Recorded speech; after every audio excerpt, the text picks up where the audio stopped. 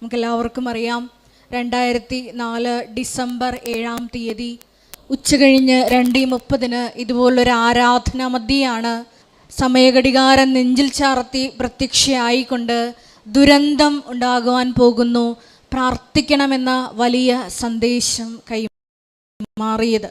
വിവിധങ്ങളായ ദുരന്ത മുഖങ്ങളിലൂടെ കടന്നു പോകുന്ന ലോകത്തുള്ള എല്ലാ സഹോദരങ്ങളെയും, ഏറെ പ്രത്യേകിച്ച് നമ്മുടെ തന്നെ സംസ്ഥാനമായ കൊച്ചു കേരളത്തെയും അതിൻ്റെ വിവിധങ്ങളായ ദുരന്ത അവസ്ഥകളെയും നമുക്ക് പ്രത്യേകമായിട്ട് ഈ വരാൻ പോകുന്ന ഉടമ്പടി ധ്യാനത്തിൽ അൾത്താരയിൽ ദിവ്യകാരുണ്യനാഥന് മുമ്പിൽ സമർപ്പിച്ച് പ്രാർത്ഥിക്കാം.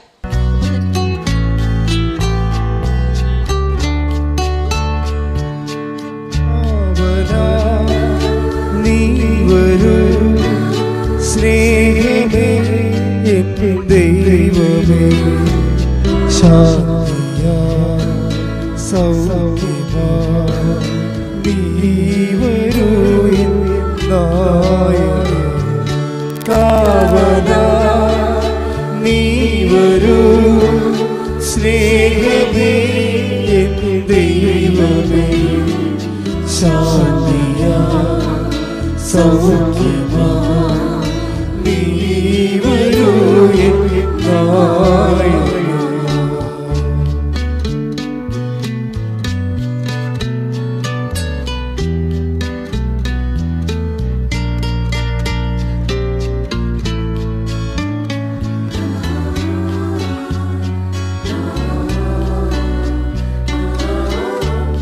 തളരുന്ന നേരത്തിൽ പ്രാണനെ ക്രൂശിതാ നീ മാത്രം ആശ്രയം.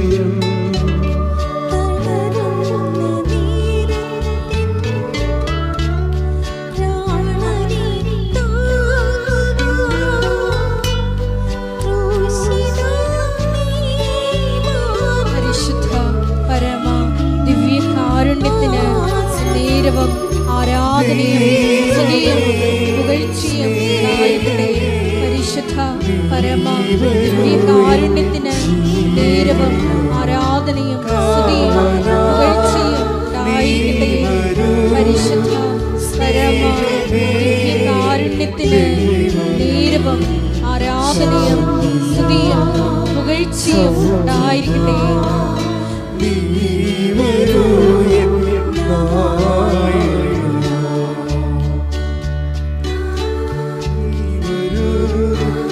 സ്നേഹമേ ദൈവമേ, ശാന്തിയാ സൗഖ്യമാ നീ വരൂ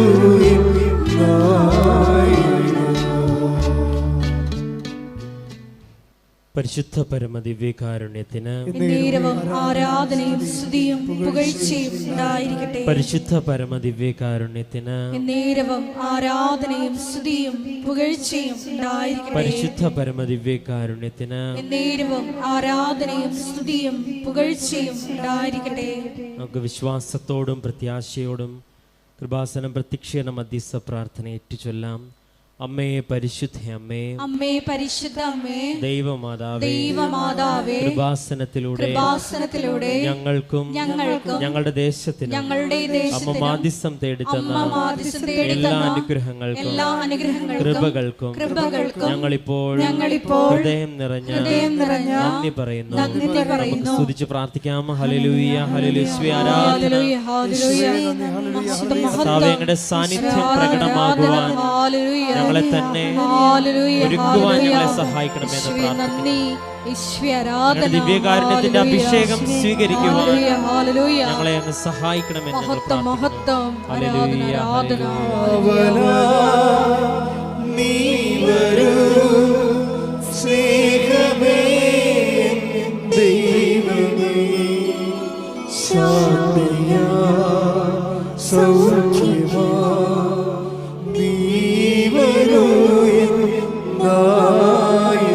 നമുക്ക് ഒരുമിച്ച് ഒരിക്കൽ കൂടി പാടാം.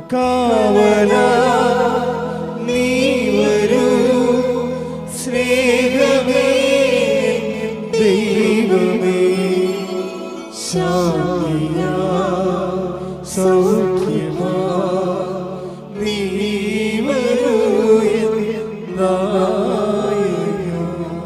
പരിശുദ്ധ പരമദിവ്യകാരുണ്യത്തിന് നേരവും ആരാധനയും സ്തുതിയും പുകഴ്ചയും ഉണ്ടായിരിക്കട്ടെ. പരിശുദ്ധ പരമദിവ്യകാരുണ്യത്തിന് നേരവും ആരാധനയും സ്തുതിയും പുകഴ്ചയും ഉണ്ടായിരിക്കട്ടെ. പരിശുദ്ധ പരമദിവ്യകാരുണ്യത്തിന് നേരവും ആരാധനയും സ്തുതിയും പുകഴ്ചയും ഉണ്ടായിരിക്കട്ടെ. അമ്മേ പരിശുദ്ധ അമ്മേ, അമ്മേ പരിശുദ്ധ അമ്മേ, ദൈവമാതാവേ, ദൈവമാതാവേ, 2004 ഡിസംബർ 7-ാം തീയതി ഉച്ച കഴിഞ്ഞ് 2:30 കൃപാസനത്തിൽ സംഭവിച്ച അമ്മയുടെ പ്രത്യക്ഷപ്പെടലിനെ കുറിച്ച് തിരുസഭയ്ക്ക് സമർപ്പിച്ചിരിക്കുന്ന പഠനരേഖകളുടെ മേൽ വസ്തുനിഷ്ഠവും ദൈവശാസ്ത്ര വിധിപ്രകാരമുള്ളതുമായ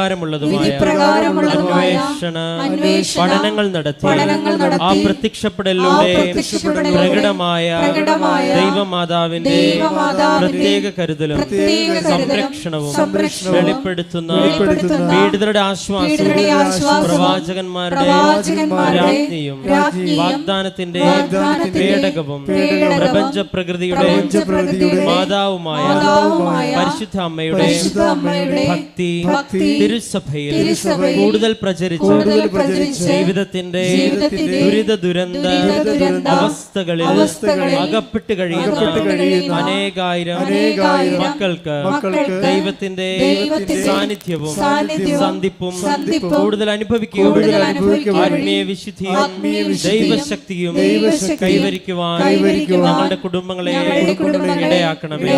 നമുക്ക് സ്തുതിച്ച് പ്രാർത്ഥിക്കാം. ഹല്ലേലൂയ യേശുവേ,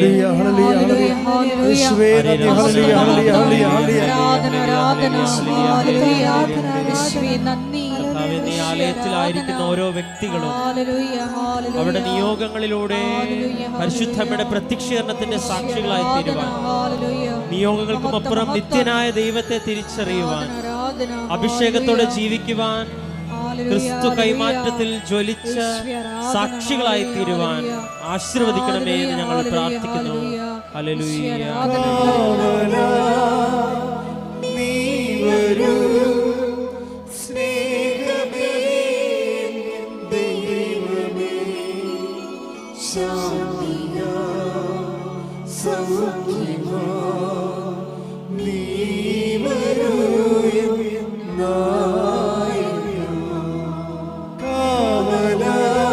ഒരുമിച്ച് പാടാം.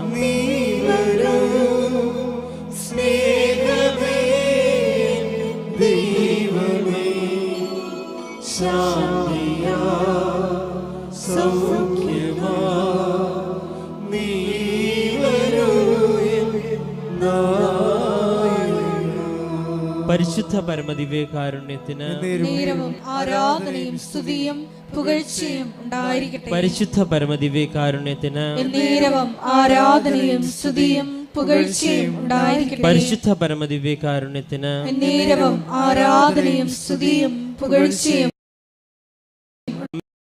അമ്മേ പരിശുദ്ധ അമ്മേ, ഭൂസ്വർലോകങ്ങളുടെ രാജ്ഞിയായ അങ്ങേക്ക് ഭൗമസംരക്ഷണത്തിനായി പ്രപഞ്ച പ്രകൃതിയെ തിരുസഭ പ്രതിഷ്ഠിക്കുവാൻ ഈ പ്രത്യക്ഷീകരണം വഴി ഇടയാക്കണമേ.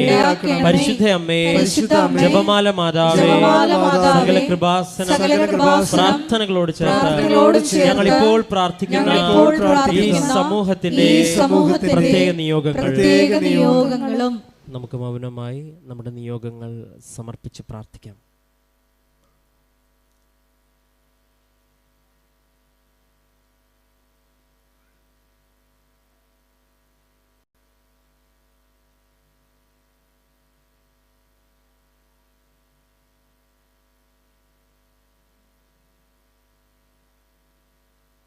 അമ്മയുടെ പ്രത്യക്ഷീകരണത്തിന്റെ ഈ അനുഗ്രഹവേളയിൽ ഞങ്ങൾക്ക് സാധിച്ചു തരുവാൻ കനിയണമേ.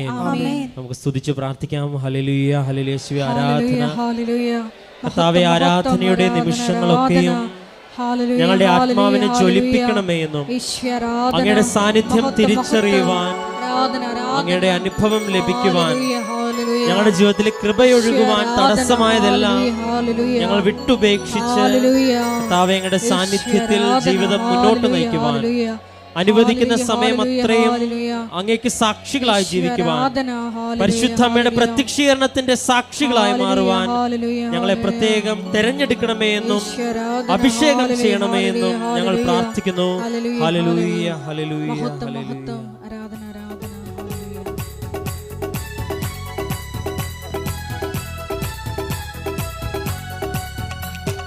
അസാധ്യമായി എനിക്കൊന്നുമില്ല, എന്നെ ശക്തനാക്കുന്നവൻ മുഖാന്തരം.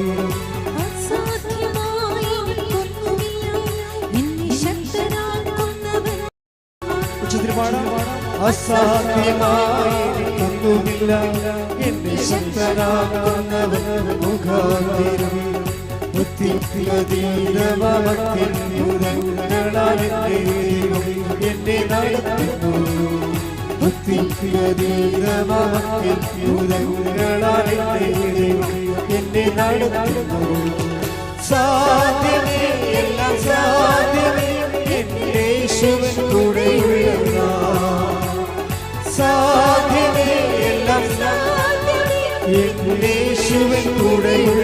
കൈകൾ ഉയർത്തി.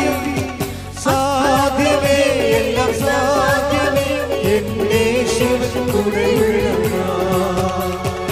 അസാധ്യമായി എനിക്കൊന്നുമില്ല, എന്നെ ശക്തനാക്കുന്നവൻ മുഖാന്തരം. അസാധ്യമായി എനിക്കൊന്നുമില്ല, എന്നെ ശക്തനാക്കുന്നവൻ മുഖാന്തരം. ഹല്ലേലൂയ, ഹല്ലേലൂയ, ഹല്ലേലൂയ, ഹല്ലേലൂയ. യേശുവേ, ഹല്ലേലൂയ, ഹല്ലേലൂയ. ദൈവികങ്ങളായ ജീവിത ദുരന്ത മുഖങ്ങളിലൂടെ കടന്നു പോകുന്ന എല്ലാ സഹോദരങ്ങളെയും കേൾക്കാരിൽ സമർപ്പിച്ചു പ്രാർത്ഥിക്കുന്നു. അമ്മയുടെ പ്രത്യക്ഷീകരണത്തിന്റെ സാക്ഷികളാക്കിയ മക്കളെ പ്രാർത്ഥിക്കുന്നു. ടെലിവിഷനിലൂടെയും ടെലിവിഷനിലൂടെയും സോഷ്യൽ മീഡിയ പ്ലാറ്റ്ഫോമുകളുടെ എല്ലാം നിയോഗങ്ങൾ സമർപ്പിക്കുന്ന എല്ലാ മക്കളുടെയും വിഷയങ്ങൾ പ്രത്യേക മധ്യസ്ഥതയാൽ ഏറ്റെടുക്കണമേ എന്ന് പ്രാർത്ഥിക്കുന്നു. Hallelujah, hallelujah.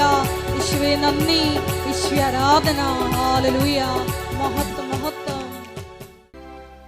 എൻ്റെ പ്രിയപ്പെട്ടവരെ, കഴിഞ്ഞ ദിവസം രാധമ്മ എന്ന് പറയുന്ന ഒരു മാള് ഹരിപ്പാടെന്ന് ഉള്ളവരാണ്. ഹരിപ്പാട് ഈ രാധമ്മ ഒറ്റ ശ്വാസത്തിൽ ഉടമ്പടിയുടെ 15 അനുഭവങ്ങളെ പങ്കിട്ട്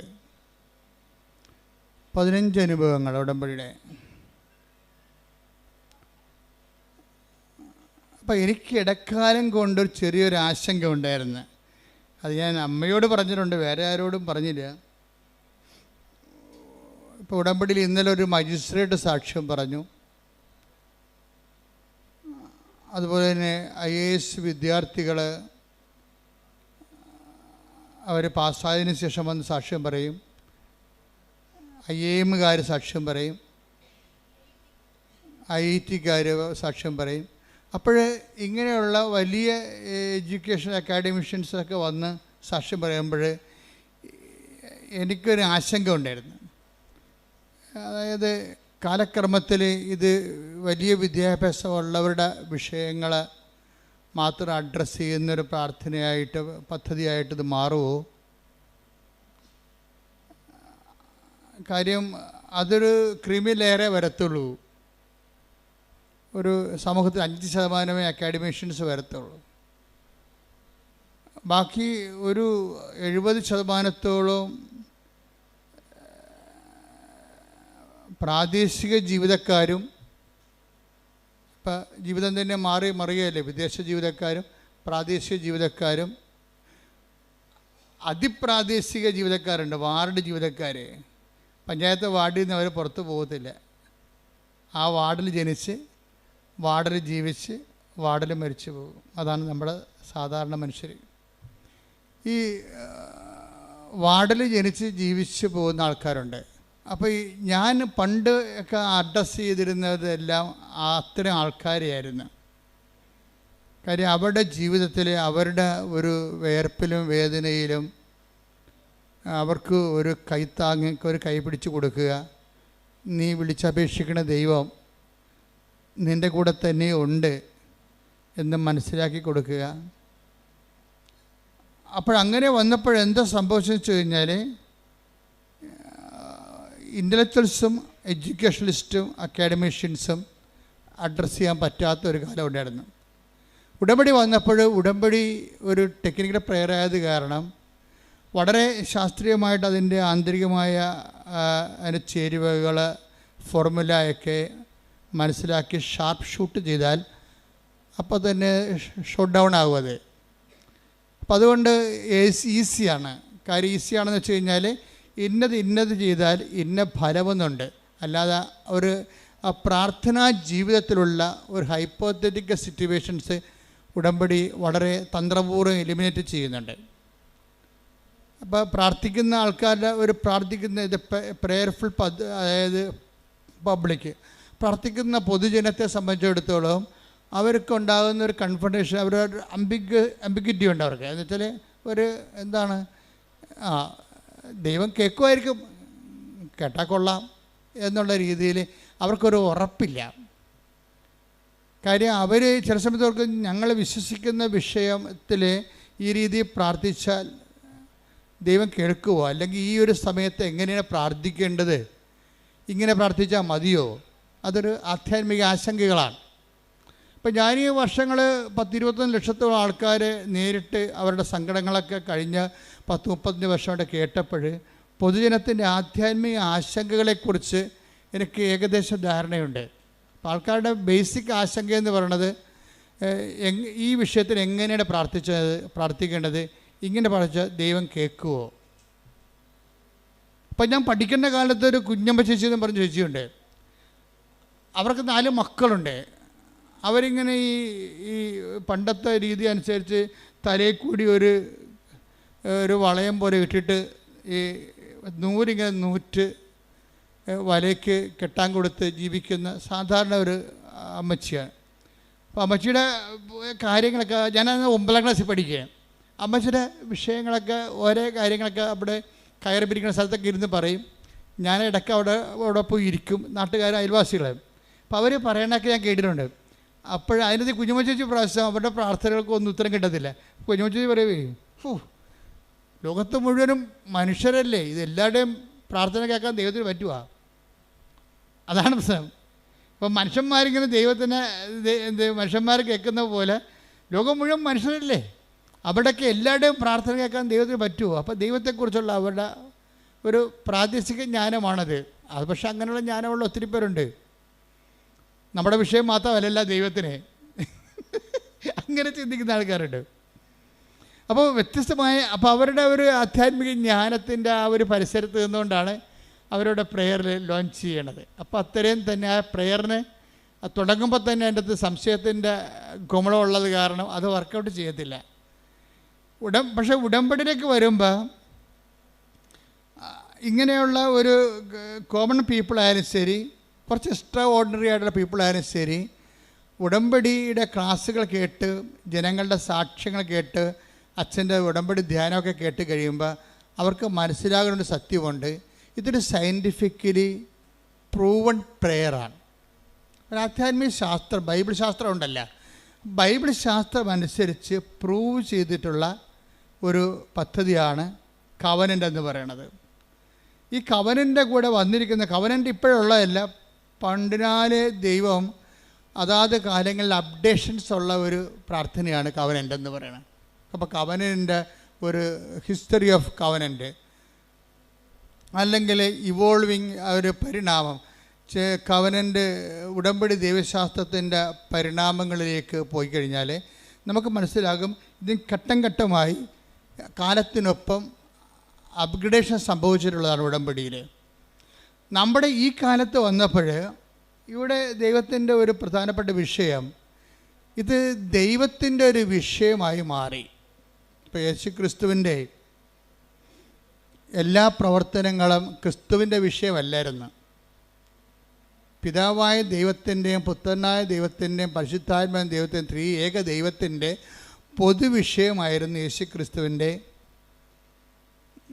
മിഷനല്ല. ദ മിഷൻ ഓഫ് ജീസസ് ദൈവത്തിൻ്റെ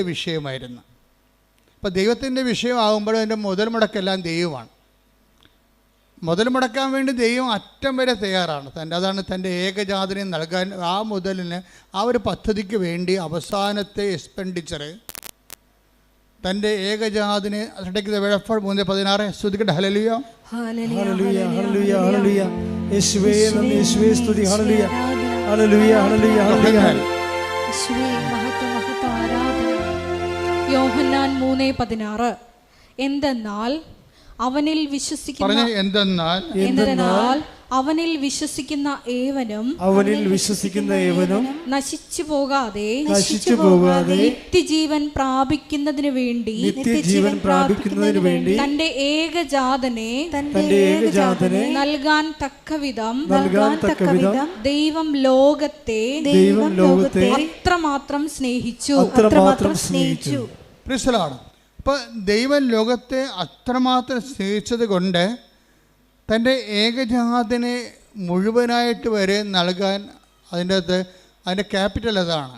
രക്ഷാകര പദ്ധതിയുടെ ക്യാപിറ്റൽ എന്ന് പറയുന്നത് ഏകജാതനെ മുഴുവനും കൂടി നൽകിയ പാപത്തിന് പരിഹാരം ചെയ്യേണ്ടി വന്നപ്പോൾ അതിന് പോലും ദൈവം ചെലവഴിച്ചതാണ്. അപ്പോൾ ആ ദൈവത്തിൻ്റെ ആ ചെലവഴിക്കൽ നിന്നാണ് ക്രിസ്തുശാസ്ത്രം രൂപപ്പെട്ട് വരണത്. പ്രായോഗിക ജീവിതബന്ധിയായ ക്രിസ്തുശാസ്ത്രം. ഇപ്പോൾ ഒരു അക്കാഡമിക് ക്രിസ്തുശാസ്ത്രമുണ്ട്, പക്ഷെ ഒരു കാലബന്ധിയായ ഒരു ക്രിസ്തുശാസ്ത്രമുണ്ട്.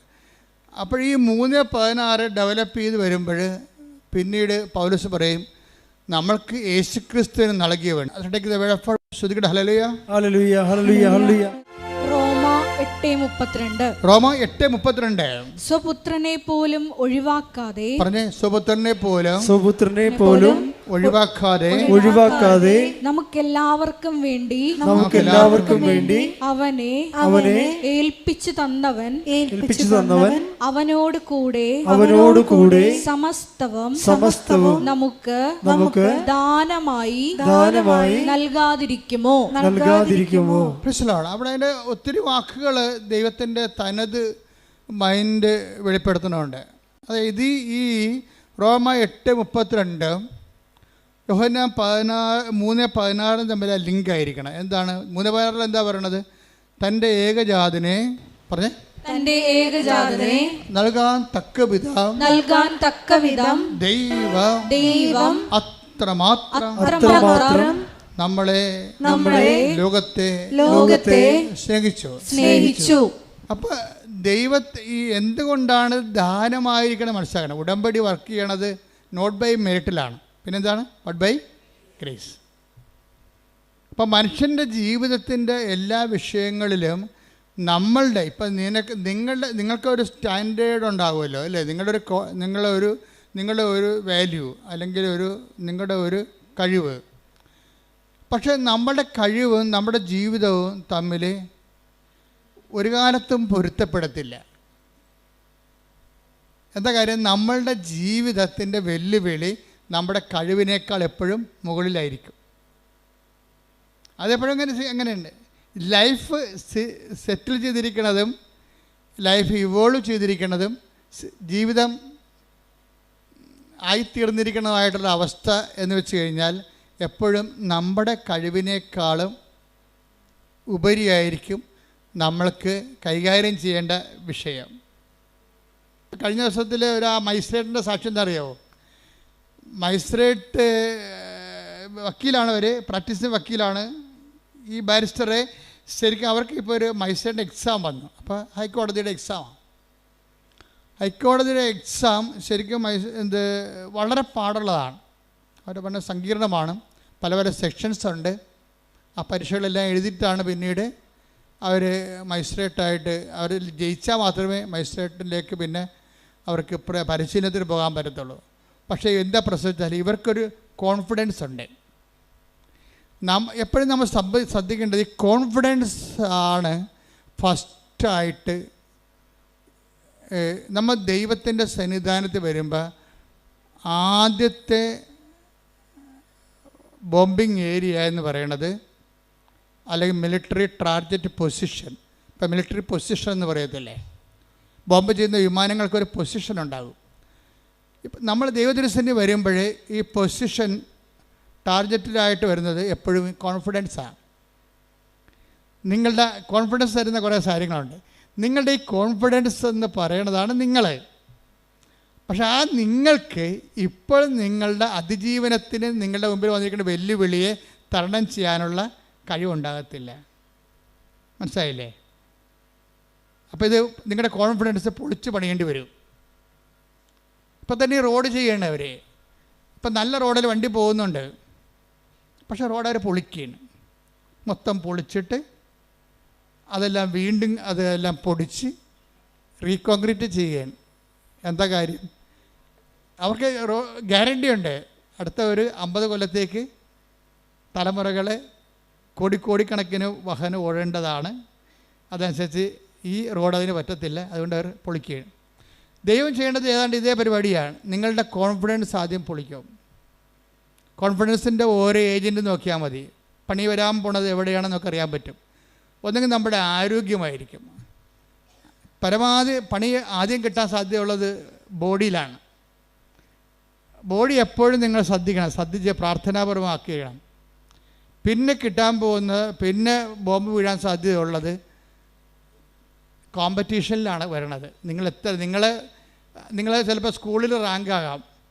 സ്കൂളിൽ റാങ്കായി കഴിയുമ്പോൾ ടീച്ചർമാർ പറയും നിങ്ങൾ സ്കൂളിൻ്റെ അഭിമാനമാണോ ആന കൂന എന്നൊക്കെ പറയുമ്പോൾ നിങ്ങൾക്ക് മാലയൊക്കെ ഇതിട്ട് ബൊക്കൊക്കെ തന്ന് വിടും. കോളേജ് ചെല്ലുമ്പോൾ നിങ്ങൾ എല്ലാ വിഷയത്തിലും പൊട്ടിപ്പോകും. എന്താ കാര്യം? സ്കൂളിൽ നിങ്ങൾ കിങ് ആയതുകൊണ്ടാണ് അങ്ങനെ സംഭവിക്കുന്നത്. കോൺഫിഡൻസ് ഉണ്ട് നിങ്ങൾ. ഈ കോൺഫിഡൻസ് വെച്ചുകൊണ്ട് കോളേജിൽ നിങ്ങൾ പഠിക്കാതിരിക്കും, അല്ലെങ്കിൽ ക്ലാസ് കട്ട് ചെയ്യും. അപ്പോൾ അവർ പറയണത് എന്താ വെച്ചാൽ, ഞാൻ പഠിച്ചില്ലേലും ജയിക്കും, പഠിക്കണ പിള്ളേർക്ക് വീട്ടിൽ ഇരുന്നാലും മതി, കോളേജിൽ പോകേണ്ട കാര്യമില്ല, അപ്പോൾ ക്ലാസ് കട്ട് ചെയ്ത് നടക്കും. അപ്പം അങ്ങനെ വരുമ്പോൾ ഈ നമ്മുടെ കോൺഫിഡൻസാണ് ആധ്യാത്മികമായ ഉഴപ്പുണ്ടാക്കുന്നത്. അതെപ്പോഴും നമ്മൾ ശ്രദ്ധിക്കണം. നിങ്ങൾക്കിന്ന് ആധ്യാത്മികമായിട്ട് എന്തെങ്കിലും ഒരു ഫ്ലക്ച്വേഷൻ ഉണ്ടെങ്കിൽ ആദ്യം ട്രീറ്റ്മെൻറ്റ് നടത്തേണ്ടത് നിങ്ങളുടെ കോൺഫിഡൻസിലാണ്. കാര്യം നിങ്ങളുടെ വിദ്യാഭ്യാസം ചിലർക്ക് തറവാടിത്തമാണ്. എന്താണ് അതായത് ഇപ്പോൾ ഒരു ജോലിയുണ്ട്, ജോലി വന്നിട്ടുണ്ട്, അത് ഇതിലാണ് വന്നിരിക്കുന്നത്, ട്രാൻസ്പോർട്ട് ബസ് കണ്ടക്ടറാകാനുള്ള ജോലിയാണ്. അപ്പോൾ ഇവരെ പെറ്റ് വീണ കാര്യത്തിൽ തന്നെ IAS എടുപ്പിച്ചാണ് മാതാപിതാക്കന്മാർ വളർത്തുന്നത്. എൻ്റെ മകൾ വളർന്ന് കളക്ടറാകുമെന്നും പറഞ്ഞല്ലേ, പേരിടുമ്പോൾ തന്നെ അവൾ കളക്ടറാകും. ഈ കുഞ്ഞ് ഞാൻ കളക്ടറാകും എന്ന് പറഞ്ഞുകൊണ്ട് ഇരുന്ന അവസാനം ഒരു വണ്ടിക്കും കയറി പോകത്തില്ല. വന്നെ വണ്ടി പോകും, ഞാൻ കളക്ടറിൻ്റെ വണ്ടി കളക്ടറിൻ്റെ വണ്ടി വരായിരിക്കും. അവസാനം തെണ്ടി പേർക്ക് പട്ടിണിയായി കയറി നാറി കഴിയുമ്പോഴാണ് വല്ല വണ്ടിയും കയറി പോയാൽ മതി, അപ്പോൾ കാലം കഴിഞ്ഞു പോകും. ഇങ്ങനെ എന്തോ അടിച്ചേൽപ്പിച്ച വിശ്വാസങ്ങളുണ്ട് ആൾക്കാർക്ക്. ആരോ അടിച്ചേൽപ്പിച്ച വിശ്വാസം. നീ കളക്ടർ വരെ കുന്തമില്ല, നിൻ്റെ കഴിവനുസരിച്ച് നീ അധ്വാനിക്കുക, ബാക്കി ദൈവം ക്രമീകരിക്കും. മനസ്സിലായ? എനിക്ക് ആഗ്രഹത്തിൻ്റെ അടിമയാകരുത്, ആഗ്രഹത്തിൻ്റെ യജമാനനാകണം. മനസ്സിലായില്ലേ? ആഗ്രഹത്തിൻ്റെ അടിമയായിട്ട് നീ ഒരു ലക്ഷ്യം വെച്ചിട്ട് അതിൽ നിന്ന് തന്നെ പിടിച്ചിട്ട് നിൽക്കുകയാണ്.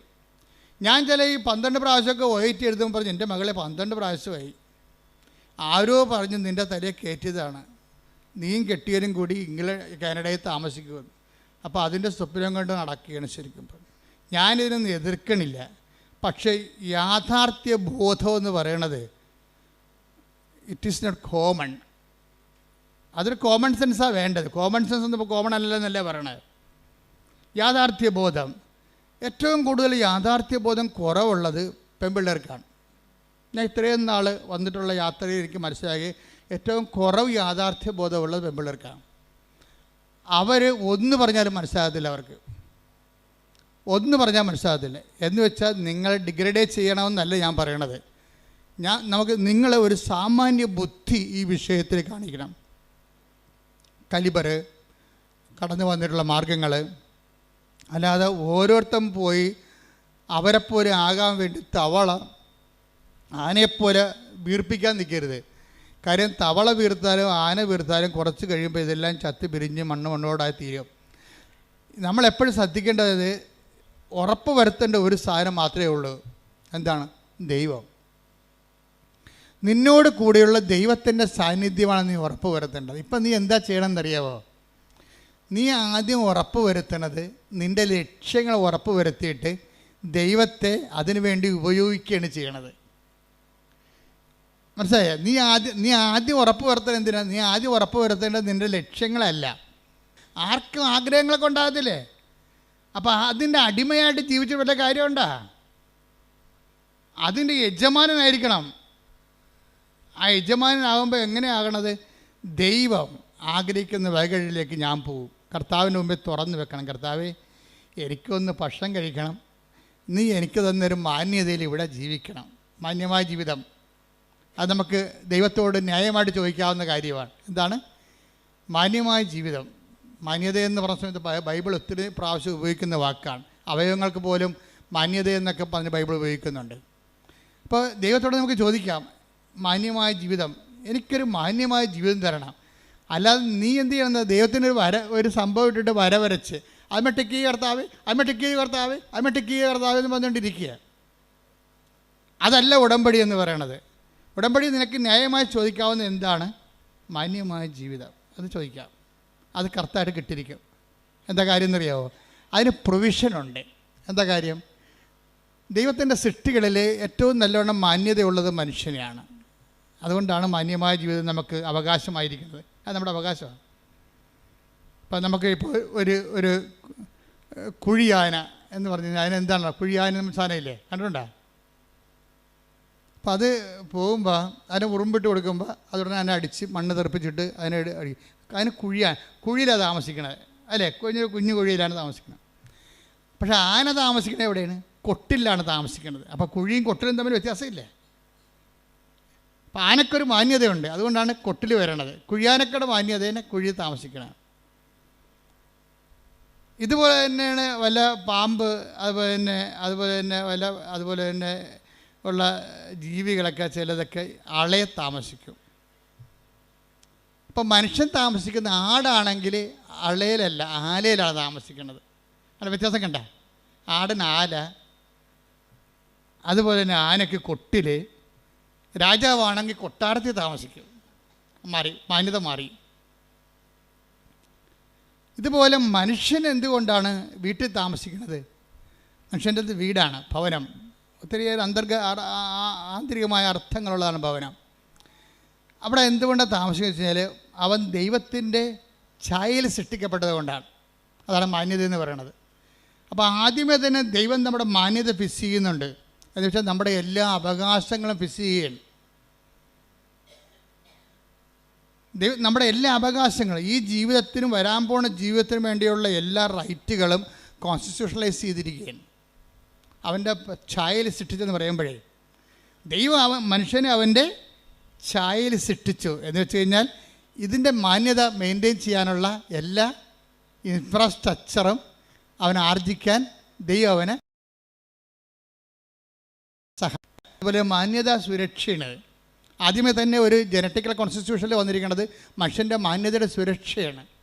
നമുക്ക് പട്ടിണി കിടന്നാൽ സർക്കാരിനെതിരെ കേസ് കൊടുക്കാം നമുക്ക്. അതാണ് ഭക്ഷ്യസുരക്ഷാ നിയമം. ഇപ്പം നമ്മുടെ ഭക്ഷ്യസുരക്ഷ അല്ലെങ്കിൽ നമ്മളൊരു മറ്റു തരത്തിലുള്ള കുറേ പോളിസീസാണ് നമ്മൾ എടുത്തിരിക്കുന്നത്. ദൈവം ഇതെല്ലാം കൂടി കണക്കാക്കിയിട്ട് ഒറ്റ പോളിസിയിലാക്കി. എന്താണ്? മനുഷ്യൻ അവനെ തൻ്റെ സൃഷ്ടിച്ചു. അപ്പോൾ മാന്യമായി ഈ ഭൂമിയിൽ മനുഷ്യനെ പോലെ ജീവിക്കാനുള്ള മനുഷ്യൻ എന്ന് പറഞ്ഞാൽ ആരാണെന്ന് പറഞ്ഞിട്ടുണ്ട്. ആരാണ്? ദൈവത്തിൻ്റെ പൈതൽ. അപ്പോൾ ദൈവ പൈതലാണ് ഞാനെന്നുള്ളതാണ് ഏറ്റവും വലിയ ബോധമുള്ളത്. നമ്മുടെ ഏറ്റവും വലിയ നമ്മുടെ ഒരു വിശ്വാസം നമുക്ക് തരുന്ന ഒരു ബോധമുണ്ട്. ആത്മീയ ബോധം എന്നുകൊണ്ട് ദൈവ പൈതലാണെന്നാണ്. അപ്പോൾ ദൈവ പൈതലാകുമ്പോൾ ദൈവ പൈതലല്ലാതെ പോകുന്ന ഇപ്പോൾ രാധമ്മയുടെ സാക്ഷ്യം എന്താണ്? രാധമ്മയുടെ സാക്ഷ്യം,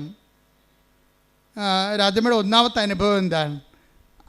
അവരുടെ മകൻ ഭയങ്കര പണ്ടാര വെള്ളവടിയാണ്. എന്നിട്ട് വീട്ടിൽ കാശും കൊടുക്കത്തില്ല, കുടുംബം നോക്കത്തില്ല. രാധമ്മ തന്നെ വീട്ടുവരക്ക് പോയിട്ടാണ് മകൻ്റെ ഭാര്യയും കുഞ്ഞുങ്ങളെയും പോറ്റേണ്ടത്. What a pathetic condition. കണ്ടില്ലേ? This is life. ഇവരെ അഡ്രസ്സ് ചെയ്യണമെന്ന് ഞാൻ അമ്മയോട് പല പ്രാവശ്യം പറഞ്ഞിട്ടുണ്ട്. ഒത്തിരി ക്രിമിനലിനെ നീ അഡ്രസ്സ് ചെയ്യുന്നുണ്ട് ഈ പുതിയ കാലത്ത്. അതേസമയം തന്നെ ഇതിൻ്റെയൊക്കെ എല്ലാം നിലനിർത്തിക്കൊണ്ടിരിക്കുന്ന അടിസ്ഥാന സിസ്റ്റത്തിൽ താമസിക്കുന്ന ആൾക്കാരെ ഉടമ്പടിയിൽ അഡ്രസ്സ് ചെയ്യണമെന്ന് അമ്മയോട് ഞാൻ പല പ്രാവശ്യം പറഞ്ഞിട്ടുള്ളതാണ്. കാര്യം സങ്കടക്കാർ വരുമ്പോഴേ, ഇപ്പം ഞാൻ ചിലർ പറയും 65 വയസ്സെന്ന് പറയും നിങ്ങൾ ഞങ്ങളെ കൊണ്ട് ഉടമ്പടി എടുപ്പിക്കത്തില്ല. ചില 65 വയസ്സുകാർ എൻ്റെ അടുത്ത് വന്ന് സങ്കടം പറയും, അച്ഛന്മാരത്തും പറയും, എന്താ ഞങ്ങളെ കൊണ്ട് ഉടമ്പടി എടുപ്പിക്കാത്തത്, ഞങ്ങൾക്ക് ജീവിക്കേണ്ടതെന്നൊക്കെ ചോദിക്കും. എന്നോടൊന്ന് ചോദിക്കുമ്പോൾ പറയും, എൻ്റെ ചേച്ചമ്മേ നിങ്ങൾക്ക് ജീവിക്കണം, നിങ്ങൾക്ക് 67 വയസ്സുണ്ട്, നിങ്ങൾ നേരെ വന്ന് വെടിപ്പായിട്ട് മാതാവിൻ്റെ കണ്ണിട്ട് നോക്കിയിട്ട് കറഞ്ഞിട്ട് ആര്യം വന്നിട്ട് പോകും. നിങ്ങളെ ഇത്രയും ഉടമ്പടി പോലെ ആപതും ആരോഗ്യമൊക്കെ ഉള്ളവരാണ് ഉടമ്പടി എടുക്കുന്നത്. അത് എടുത്തിട്ട് ഉഴപ്പി പിന്നെയും വന്ന് പണി മേടിക്കേണ്ട കാര്യമില്ല. നിങ്ങൾക്കുള്ളത് അമ്മ വിളമ്പി വെച്ചിട്ടുണ്ട്. ചില ആൾക്കാർക്ക് നോക്കുകയിലേ ഉള്ള മാതാവിൻ്റെ മുഖത്തിട്ട്. വിശ്വാസത്തോടെ ഒന്ന് നോക്കിയാൽ തന്നെ റെസ്പോണ്ടൻ്റ് ആണ്. അപ്പം അതുകൊണ്ട് തന്നെ പക്ഷേ ഉടമ്പടി എടുക്കാൻ കഴിവുള്ളവൻ മാതാവിനെ നോക്കി പഠിപ്പിച്ചാൽ മാതാവ് ചിലപ്പോൾ ഇവിടുന്ന് ഒറ്റ നടക്ക് പോയില്ലെന്ന് വരും. കാര്യം അത് കാപട്യമാണ്. കഴിഞ്ഞാൽ മീൻ പിടിക്കാനാണ്. നമുക്ക് മലയാളിക്ക് പണ്ട് മുതലേ രക്തത്തിലുള്ള കുറേ സാധനമുണ്ട്. എന്താണ്? കണ്ടവനെ കൊണ്ട് പണിയെടുപ്പിക്കുന്ന കുറേ സാധനങ്ങളുണ്ട്. ഇതിനെ നമ്മൾ ആദ്യം ചികിത്സിക്കേണ്ടി വരും. എന്ന് വെച്ച് കഴിഞ്ഞാൽ മലയാളിക്ക് ആദ്യം എന്തൊക്കെ മലയാളികളുടെ പഴഞ്ചൊല്ല് നോക്കിയാൽ മതി. 2000 കൊല്ലമായിട്ട് ഈ വസ്തു എങ്ങനെ ജീവിച്ചെന്ന് മനസ്സിലാകും. എംബ്രാൻ്റെ വെട്ടത്ത് വാര്യയുടെ അത്താഴം. വാര്യയുടെ കള്ളനാണെന്ന് മനസ്സിലായില്ലേ? വാര്യർ ഒരിക്കലും എണ്ണ കൊണ്ട് കാശ് മുടക്കി വിളക്ക് കത്തിക്കത്തില്ല. എംബ്രാൻ്റെ പടിപ്പുരയിൽ രാജാവ് അല്ലെങ്കിൽ നാട്ടുപ്രമാണി അല്ലെങ്കിൽ കരപ്രമാണി അല്ലെങ്കിൽ ഊരാളിയുടെ പടിപ്പുരയ്ക്ക് വിളക്ക് വെക്കാൻ രാജാവ് അനുവാദം കൊടുത്തിട്ടുണ്ട്. എല്ലാവർക്കും പടിപ്പുര വിളക്ക് വെക്കാൻ പറ്റത്തില്ല. തിരുവിതാംകൂറിലും കൊച്ചിയിലും പടിപ്പുര വിളക്ക് വെക്കണമെന്നുണ്ടെങ്കിൽ ഭണ്ഡാരത്തിൽ കൊണ്ട് പണം അടക്കണം. ഭണ്ഡാരത്തിൽ പണം അടക്കാൻ കഴിവില്ലാത്തവന് വിളക്ക് വെക്കാൻ അനുവദിക്കത്തില്ല. ഭാര്യർ ഭണ്ഡാരത്തിൽ പണം അടക്കാൻ ഭാര്യന് കാശില്ല. അപ്പോൾ ഊരാളെങ്കിൽ ചെന്നിട്ട് എന്ത് ചെയ്യും? അവിടുത്തെ വിളക്ക് പടിപ്പുര വെക്കുമ്പോൾ വീട്ടിൽ അത്താഴം എടുത്തുകൊണ്ട് ഭാര്യർ ഊരാളെങ്കിൽ ചെല്ലും. അവിടെ ചെന്നിട്ട് അവരുടെ വെട്ടത്തിൽ ഇരുന്നുകൊണ്ട് ഭക്ഷണം കഴിക്കും. അത് ഭാര്യർ പോകും. അതാണ് എംബ്രാൻ്റെ വെട്ടത്ത് ഭാര്യയുടെ അത്താഴം. ചിലർ പറയും കൈ നനയാതെ മീൻ പിടിക്കുക. അതാണ് സംഭവം. എന്ന് വെച്ചാൽ ചൂണ്ടിക്കാണിച്ചു കൊടുക്കും, ആ മീൻ പിടി, ഈ മീൻ പിടി കറക്കതിനെ നിൽക്കും, മറ്റവൻ കഴുത്തപ്പം വെള്ളത്തിൽ കിടക്കും. അതാണ് കൈ നനയാതെ മീൻ പിടിക്കുക. പിന്നെ തുമ്പിയെ കൊണ്ട് കല്ലെടുപ്പിക്കുക. അപ്പോൾ ഇതൊക്കെ മലയാളിയുടെ ബേസിക് മെറ്റീരിയൽ നേച്ചറിലുള്ളതാണ്. ഇതിന് ആധ്യാത്മികതയിൽ ബൈബിള് ഇതിന് നല്ലവണ്ണം ചികിത്സിക്കും ഈ രോഗത്തിനെ. അതേപോലെ ദ്രവീഡീയമായ ഒരു ദ്രാവിഡരുടെ ഇടയിൽ കാണുന്ന ഒരു രോഗമാണത്. കണ്ടവനെ കൊണ്ട് പണിയെടുപ്പിക്കുക, പപ്പായെ കൊണ്ട് ഉടമ്പടിപ്പിക്കുക. അതാണ് സാധനം. പപ്പായെ കൊണ്ട് ഉടമ്പടിപ്പിക്കുക. ഈ മജിസ്ട്രേറ്റ് അങ്ങനെ ഒരാളാണ്. മജിസ്ട്രേറ്റിൻ്റെ സാക്ഷ്യം തരുമ്പോൾ ആദ്യം ഇവർ ഡയറക്റ്റായിട്ട് വന്നിട്ട് ഉടമ്പടി എടുക്കത്തില്ല. ആരാ ഉടമ്പടി എടുക്കണത്? അമ്മയെ കൊണ്ട് ഉടമ്പടി എടുക്കണത്. പക്ഷേ ഇവിടെ അത് ഏക്കത്തില്ല, ഇവിടെ അക്സെപ്റ്റ് ചെയ്യത്തില്ല. കാര്യം മലയാളിയുടെ 2000 കൊല്ലത്തെ മനസ്സുമൊക്കെ അമ്മയ്ക്ക് അറിയാവുന്ന കാരണം അമ്മ പറയും ഓടരുതമ്മാവ ആളറിയുന്ന സംഭവം. അതുകൊണ്ട് മൈസേഡിൻ്റെ കാര്യങ്ങളൊന്നും നടക്കത്തില്ല. പക്ഷെ അമ്മ മാതാവിൻ്റെ മുമ്പിൽ ഇത്തിരി വില നിലയുള്ള ആളാണ്. കാര്യം അവർക്ക് നല്ല ഇൻവെസ്റ്റ്മെൻറ്റ് ഉള്ള ആളാണ്. അപ്പോൾ മൈസേഡിന് പരീക്ഷയ്ക്ക് പോകാൻ നേരത്ത് ടാനിയ പറയും, അമ്മേ ഞാൻ പരീക്ഷയ്ക്ക് പോകണില്ല, കാര്യം എനിക്ക് നല്ല മൈഗ്രെയിനാണ്, തല പൊട്ടാണ്, തല പൊടിയാണ്, എൻ്റെ ബോധം പോകണമെന്ന് പറയും. അപ്പോൾ അമ്മ പറയും, നീ പരീക്ഷയ്ക്ക് പോകും മകളെ, എന്താ കാര്യം? ഞാൻ കൃപാസനത്തിൻ്റെ ഒരു കാശിരുവം നിനക്ക് തരാം, നീ നെറ്റിക്കൊട്ടിച്ച് വെക്ക്, 10 മിനിറ്റ് നമുക്ക് വെയിറ്റ് ചെയ്യാം, മാതാവ് നിൻ്റെ തലവേദന എടുത്ത് മാറ്റും, നീ പരീക്ഷയ്ക്ക് പോകുന്നു. അപ്പോൾ ഇവൾ കിടക്കുകയാണ്, ഇങ്ങനെ ഉരുണ്ട് വട്ടത്തിൽ കിടക്കുകയാണ്, തലപെരുത്ത് വേദനയായിട്ട് കിടക്കുകയാണ്, ഒന്നും ഓർക്കണില്ല, കണ്ണ് കാണാൻ പാടില്ല, തലവേദന എടുത്തിട്ടേ കണ്ണ് കാണാൻ പാടില്ല, ഒന്നും അക്ഷരം നോക്കിയിട്ട് തെളിഞ്ഞ് വരണില്ല, എല്ലാം ഇങ്ങനെ ബ്ലറടിച്ചിരിക്കുകയാണ്. അപ്പോൾ ഇവൾ എന്ത് അഡ്വക്കേറ്റ് ആയാലും അമ്മമാർക്ക് ഒരു കഴിവില്ലേ, എത്ര വലിയ ആൾക്കാരായാലും അമ്മ എപ്പോഴും അമ്മമാർ, ഞാൻ പറഞ്ഞ ഒന്നെങ്കിലും നിങ്ങളെ പ്രസവിക്കാൻ പോകരുത്, അതൊരു ദൈവികമായ ഏർപ്പാടാണ്. പ്രസവിക്കാൻ പോയാൽ നിങ്ങൾ ഉടനെ അമ്മയാകും. അമ്മയായാൽ നെക്സ്റ്റ് ഗോഡാണ്, ദൈവത്തിൻ്റെ അടുത്ത് നിൽക്കുന്ന ആളാണ്. അമ്മ എന്തെങ്കിലും മക്കൾക്ക് വേണ്ടി ദൈവത്തോട് പറഞ്ഞാൽ ദൈവം അപ്പം ഒപ്പിടും. എന്താ കാര്യം? അവർക്ക് കൊച്ചിനെ കൊടുത്തപ്പോൾ തന്നെ കൊച്ചിനെ ജീവിപ്പിക്കാനുള്ള അധികാരവും അവകാശവും അവർക്ക് ദൈവം എഴുതി കൊടുത്തിട്ടുണ്ട്. പക്ഷെ അവർ അമ്മയായിട്ട് ജീവിക്കണം. അല്ല വയറ്റിട്ട് അതിനെ കൊല്ലാൻ പോയി കഴിഞ്ഞാൽ ദൈവത്തിന് അറിയാം, നീ അമ്മയല്ല, കൊലപാതകയാണ്, 2 കുഞ്ഞുങ്ങളെ കൊന്ന ആളാണ്, ഈ അഭ്യാസം കൊണ്ട് എൻ്റെ അടുത്ത് വരരുത്, പഴയകാലം ഓർക്കണം. അതിനാണ് ഉടമ്പടിയിൽ അനുതാപം വെച്ചിരിക്കുന്നത്. അബദ്ധവശ ദൈവത്തെ അറിയാത്ത കാലങ്ങളിലുള്ള കാര്യങ്ങളെ ദൈവം റൈറ്റ് ഓഫ് ചെയ്യാനൊരു പ്രൊവിഷൻ ഇട്ടിട്ടുണ്ട് ബൈബിളിലേക്ക് ഉള്ളുകെട്ട ഇത് അജ്ഞതയുടെ കാലഘട്ടത്തെ 17:30 എടുത്ത് നടപടി പുസ്തകം 17:30. ശ്രുതികട ഹല്ലേലൂയ. അപ്പോസ്തല പ്രവർത്തനങ്ങൾ 17:30. അജ്ഞതയുടെ കാലഘട്ടങ്ങളെ ദൈവം കണക്കിലെടുത്തില്ല. ഒന്ന് പറഞ്ഞ അജ്ഞതയുടെ കാലഘട്ടങ്ങളെ ദൈവം കണക്കിലെടുത്തില്ല. എന്നാൽ ഇപ്പോൾ എല്ലായിടത്തുമുള്ള സകല ജനങ്ങളും പശ്ചാത്തപിക്കണമെന്ന് അവിടുന്ന് ആജ്ഞാപിക്കുന്നു. ഇതൊരു അപേക്ഷ അഭ്യർത്ഥനയുമല്ല. എന്താ പിന്നെ എന്താണ്? ഇതൊരു കൽപ്പനയാണ്. You should act according to by no means. എന്തിനാ കൽപ്പന കൊടുക്കണതിൻ്റെ കാരണം എന്താണ്? എല്ലാ മനുഷ്യരും രക്ഷപ്പെടണമെന്നും ആരും നശിച്ചു പോകാതിരിക്കാൻ ദൈവം ആഗ്രഹിക്കുന്നത് കൊണ്ടാണ്. കൽപ്പനകളുടെ ഉള്ളിൽ ശരിക്കും പറഞ്ഞാൽ ശാസനയല്ല ഉള്ളത്, മറിച്ച് കരുണയാണുള്ളത്. എന്താ കാര്യം? എല്ലാവരും രക്ഷപ്പെടണമെന്നും സത്യമാർഗം സ്വീകരിക്കണമെന്ന്. Take the bed of God. എല്ലാവരും രക്ഷപ്പെടണമെന്നും സത്യമാർഗം സ്വീകരിക്കണമെന്ന്. ശ്രദ്ധിക്കട്ടെ. ഹല്ലേലൂയ.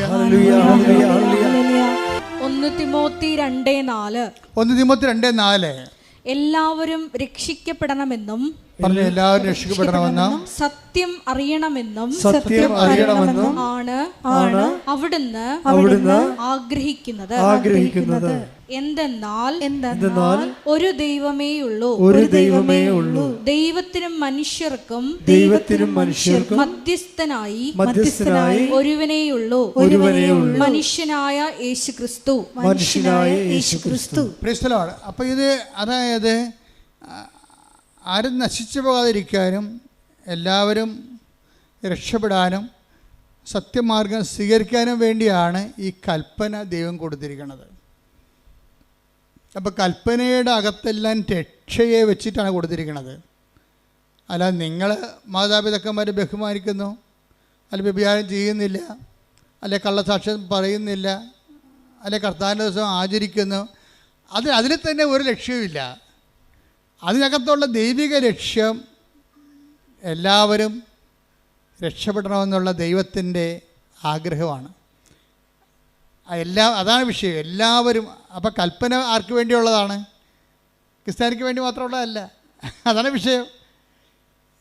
അതാ 1 തിമോത്തി 2:4 പറയണത് എല്ലാവരും രക്ഷപ്പെടണമെന്നും സത്യമാർഗം സ്വീകരിക്കണമെന്നും. കർത്താവിൻ്റെ വചനങ്ങളിലെ വിശ്വസിച്ച് ജീവിച്ച് കഴിയുമ്പോൾ എന്താണ് നിത്യതയിലേക്കുള്ള മാർഗം ഉറപ്പുവരുത്തും. ഇപ്പോൾ എല്ലാവരും ഉടമ്പിക്കാരെ എല്ലാവരും എന്താണ് സംസാരിക്കണത്? നിത്യതയെക്കുറിച്ചാണ് സംസാരിക്കണത്. അല്ലാതെ അവർ IELTS എന്നൊക്കെ പറയും, പറമ്പ് വിറ്റെന്ന് പറയും, ജട്ടി നടപടി ഒഴിവായെന്ന് പറയും, ജോലി കിട്ടിയെന്ന് പറയും. ഇപ്പം മിഥുൻ്റെ കാര്യം തന്നെ, ഒരു മിഥുൻ്റെ സാക്ഷ്യം ഉണ്ടായിരുന്നു ഈ ദിവസം. മിഥുൻ്റെ സാക്ഷ്യം, മിഥുൻ്റെ ഒരു വിഷയം, നിങ്ങളെപ്പോലെ തന്നെ മിഥു ഇവിടെ വന്ന് മിഥു അപ്പൻ ഉടമ്പടി എടുത്ത്. അതാണ് ഞാൻ പറഞ്ഞത്, തുമ്പിയെ കൊണ്ട് കല്ലടിപ്പിക്കുക, എബ്രാൻ്റെ വെട്ടത്ത് വാരത്താഴം, അപ്പനെ കൊണ്ട് ഉടമ്പിടിപ്പിച്ചിട്ട് അവൻ കാറിലിരുന്നെന്നാണ് പറയണത്. മനസ്സിലായില്ലേ? അപ്പോൾ ഇവിടെ വന്ന് കുറച്ച് നേരം ഇങ്ങനെ ഇരുന്ന് വെച്ചാൽ കുറച്ച് ബോറടിച്ച് വിളിക്കുക. ഇവിടുത്തെ ഈ മൊത്തക്കൊടയും അതുപോലെ തന്നെ പ്രദക്ഷിണവും ഇവിടുത്തെ പ്രാർത്ഥനയും സാക്ഷിയൊക്കെ കേട്ടിട്ട് പുള്ളി ഇത് എനിക്ക് പറഞ്ഞിട്ടുള്ളതല്ല എന്ന് പറഞ്ഞുകൊണ്ട് അവിടെ ഇരുന്ന് കുറച്ച് നേരം. ആദ്യത്തെ സ്റ്റെപ്പ് അങ്ങനെയാണ്, എനിക്ക് പറഞ്ഞിട്ടുള്ളതല്ല ഇത്, നമുക്ക് പറ്റത്തില്ല, നമുക്ക് പറഞ്ഞിട്ടുള്ളതല്ല എന്ന് പറഞ്ഞു അവിടെ ഇരുന്ന്. അപ്പോൾ തന്നെ ഇവൻ എഴുന്നേറ്റ് പോയി കാറിലിരുന്നിട്ട് അവൻ സിനിമ കണ്ട്. പോരെ, ഉടമ്പടി കാണാൻ അപ്പനെ കൊണ്ട് ഉടമ്പടിപ്പിക്കാൻ വന്നവൻ സിനിമ കണ്ട്. എന്താ കാര്യം? അവന് നല്ല കോൺഫിഡൻസ് ആയിരുന്നു, അപ്പന് ഇവരെ തീറ്റി കൊടുക്കുന്നത് അവനാണെന്ന്. അവൻ്റെ പ്രശ്നം തന്നെ. മിഥുൻ്റെ പ്രശ്നം എന്താണ്? മിഥു എന്തുകൊണ്ടാണ് ഇവിടെ വന്നിട്ട് 10 മിനിറ്റ് ഇതെല്ലാം നോക്കിയിരുന്നിട്ട് നേരെ കാറിൽ പോയിരുന്ന് TV കണ്ട എന്താണ്? അപ്പനും അമ്മയ്ക്കും പെങ്ങൾക്കും എല്ലാം ഭക്ഷണം കൊടുക്കുന്ന ആരാണ്? തൻ്റെ ജോലി കൊണ്ടാണ്. അതാണ് പ്രശ്നം. താനാണ് അവിടെ ദൈവം. പിന്നെ മറ്റൊരു ദൈവം, ഈ മറ്റൊരു ദൈവത്തിൻ്റെ സാധ്യത കൽപ്പനയിലുള്ളതാണ്. മറ്റൊരു ദൈവം മിക്കവാറും നമ്മൾ തന്നെയായിരിക്കും. എപ്പോഴും മനുഷ്യന് ഒരു പ്രവണത ഉണ്ട്, മറ്റൊരു ദൈവത്തെ സൃഷ്ടിക്കാനുള്ള പ്രവണത. ഞാൻ ബുദ്ധിസം പഠിക്കുന്ന ആളാണ്. ബുദ്ധിസം പഠിച്ച് കഴിഞ്ഞ ദിവസങ്ങളിൽ പോയി ഒരു സാറുമായിട്ട് ബുദ്ധിസത്തെക്കുറിച്ച് സംസാരിച്ചു. ഇപ്പം ഞാൻ പറഞ്ഞ് ബുദ്ധനും അവസാനം എത്തിയത് താൻ ദൈവമാണെന്ന് പറഞ്ഞുകൊണ്ടാണല്ല. ബുദ്ധനിൽ ദൈവവിശ്വാസം ഇല്ലാത്ത ആളാണ്, റാഷണലായിട്ട് ചിന്തിക്കുന്ന ആളാണ്. പക്ഷേ മരിക്കാൻ നേരത്ത് പറഞ്ഞു, എൻ്റെ ദഹിപ്പിച്ച പൊടിയെടുത്ത് നിങ്ങൾ ഒരു തൂണുണ്ടാക്കി വെക്കണം. ആ സ്തൂപം കാണുമ്പോൾ നിർവ്വാണത്തെക്കുറിച്ച് ആഗ്രഹിക്കുന്ന എല്ലാവരും ആനന്ദമുണ്ടാകും. അതാണ് അല്ലയോ ആനന്ദം എന്ന് പറഞ്ഞു തുടങ്ങുന്ന അപ്പം മനുഷ്യനെ അന്വേഷിച്ച് അവസാനം എത്തണം എവിടെയാണ്? അവനാണ് ദൈവം എന്നാണ്. അതാണ് അഹം ബ്രഹ്മാസി, ഞാനാണ് ദൈവം. പോരെ? മനുഷ്യന് മറ്റൊരു ദൈവത്തെ സൃഷ്ടിക്കാനുള്ള ഒരു മാനുഷിക പ്രവണത എന്നും ഉണ്ടാകും. ഇതിനെ അഡ്രസ്സ് ചെയ്തുകൊണ്ടാണ് ബൈബിൾ കൽപ്പന ഇറക്കിയിരിക്കുന്നത്. കാര്യം എന്താണ്? നീ തന്നെ ദൈവമാണെങ്കിൽ പിന്നെ യാത്ര അവസാനിപ്പിക്കാവില്ല, നിത്യത അവസാനിപ്പിക്കാവില്ല. നിത്യതയെ മൂടിക്കെട്ടിക്കൊണ്ട് നിന്നെ തന്നെ ദൈവമാക്കി ആത്മീയ അന്വേഷണത്തെ നിന്നിലേക്ക് തിരിച്ചുവിടും. വഴി യൂട്ടേൺ അടുപ്പിക്കും. ബൈബിൾ യൂട്ടേൺ അടുപ്പിക്കത്തില്ല. ബൈബിൾ പറയും നേരെ നീണ്ടു കിടക്കുകയാണ് വഴി, ദൈവത്തിലേക്ക് നടക്കാൻ പറയും. പുറപ്പാട് 23 ശ്രുതികട ഹല്ലേലൂയ. ഞാനല്ലാതെ വേറെ ദേവന്മാർ നിനക്കുണ്ടാകരുത്. Praise the Lord. അപ്പം മിഥുനിലെ ഒരു മറ്റൊരു ദൈവം രൂപപ്പെട്ട് വരികയാണ്. അവൻ്റെ വിദ്യാഭ്യാസം, അവൻ്റെ ജോലി, അവൻ്റെ ശമ്പളം ഇവനെ മറ്റൊരു ദൈവമായിട്ട് മാറ്റും. This is our confidence. ഈ കോൺഫിഡൻസ് എപ്പോഴും ഒരു മിലിറ്ററി പൊസിഷനായിരിക്കും. ടാർഗറ്റ് ചെയ്യാൻ സാധ്യതയുള്ള സ്ഥലം, മിലിറ്ററി ടാർഗറ്റ് സ്ഥലമാണത്. അത് ഞാൻ ആദ്യം ടാർഗറ്റിനെ കുറിച്ച് പറഞ്ഞത്. നമ്മുടെ കോൺഫിഡൻസ് എവിടെയോ അവിടെയായിരിക്കും ബോംബ് വീഴാൻ സാധ്യത. ക്രിസ്തു എന്താ പറഞ്ഞത്? നിൻ്റെ ഹൃദയം എവിടെയോ അവിടെയായിരിക്കും നിൻ്റെ നിക്ഷേപം. ഇതുപോലെ തന്നെ അതിൻ്റെ അതിൻ്റെ വ്യാഖ്യാനമാണ്, നിൻ്റെ ആത്മവിശ്വാസം എവിടെയോ അവിടെയായിരിക്കും നിൻ്റെ ആത്മനാശം. ശ്രുതികട ഹല്ലേലൂയ. ക്രിസ്തുവിനെ മാത്രം ലക്ഷ്യം വെച്ച് മുന്നേറുവാൻ ഈ ആരാധനയിലൂടെ ഞങ്ങളെ അഭിഷേകം ചെയ്യണം. ഹല്ലേലൂയ. മഹത്വം മഹത്വം. തളരല്ലേ നെഞ്ചൊന്നു നീരിടല്ലേ, നിന്നെ കാണാൻ നിന്നെ കേൾക്കാൻ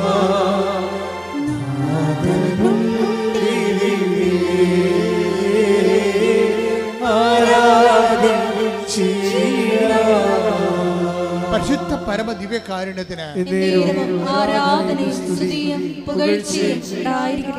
അപ്പൊ എനിക്ക് ഈ ദൈവത്തിന് ആവശ്യമില്ല.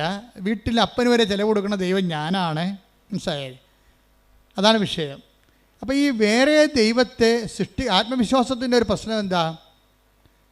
ആത്മവിശ്വാസത്തിൻ്റെ പ്രശ്നം വേറെ ദൈവത്തെ സൃഷ്ടിച്ചുകൊണ്ടിരിക്കും. ഇത് ജഡിക മനുഷ്യൻ്റെ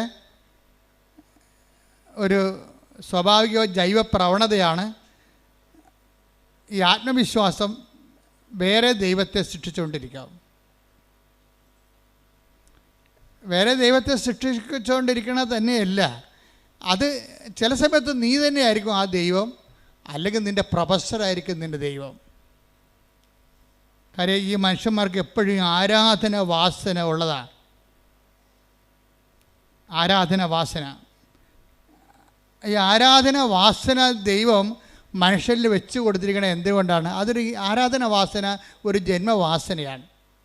വാസനയല്ലേ, അത് ഇൻസ്റ്റിങ്ക്റ്റ് അല്ലേ? ആരാധന വാസനയാണ്, ഇൻസ്റ്റിങ്ക്റ്റാണ്. ഇപ്പം ഇവിടെ ഒരു പുഴയാണ്. നമ്മൾ 1 കിലോമീറ്റർ അകലെ ഒരു പുഴയുമില്ല, അവിടെയെങ്കിലും വെള്ളവുമില്ല. ഒരു ആമയെ പിടിച്ചിട്ട് കിഴക്കോട്ട് തിരിച്ച് വെച്ച് നോക്കിയേ, അത് അപ്പം തന്നെ പടിഞ്ഞോട്ട് തിരിഞ്ഞിട്ട് ഈ പുഴയിലേക്ക് നടക്കും. അതാണ് വാസന എന്ന് പറയണത്. ഇപ്പം ഇവിടെ ഒരു പുഴ കിടക്കുകയാണ്.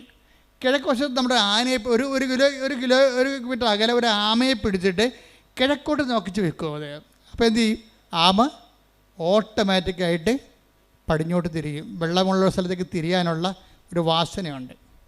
അപ്പോൾ ആരാധിക്കാനുള്ള വാസന വെള്ളമുള്ളിലേക്ക് തിരിയാനും ദൈവമുള്ളിടത്തേക്ക് തിരിയാനുള്ള ഒരു ദൈവവാസനയാണത്.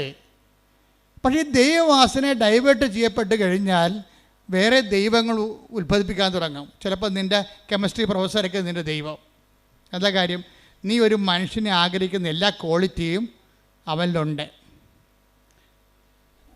നിൻ്റെ ആരാധന വാസനയുടെ വില്ലൻ നിൻ്റെ വീട്ടിലായിരിക്കും. എന്താ കാര്യം? ദൈവമെന്നും പറഞ്ഞ് വിളിച്ചുകൊണ്ട് നടക്കണ നിൻ്റെ അപ്പൻ എന്തെങ്കിലും വിഷയം കഴിയുമ്പോൾ പൂക്കൽ പോലെ വിറക്കണ കാണാം. അയാൾ നിനക്ക് ഹീറോ അല്ല.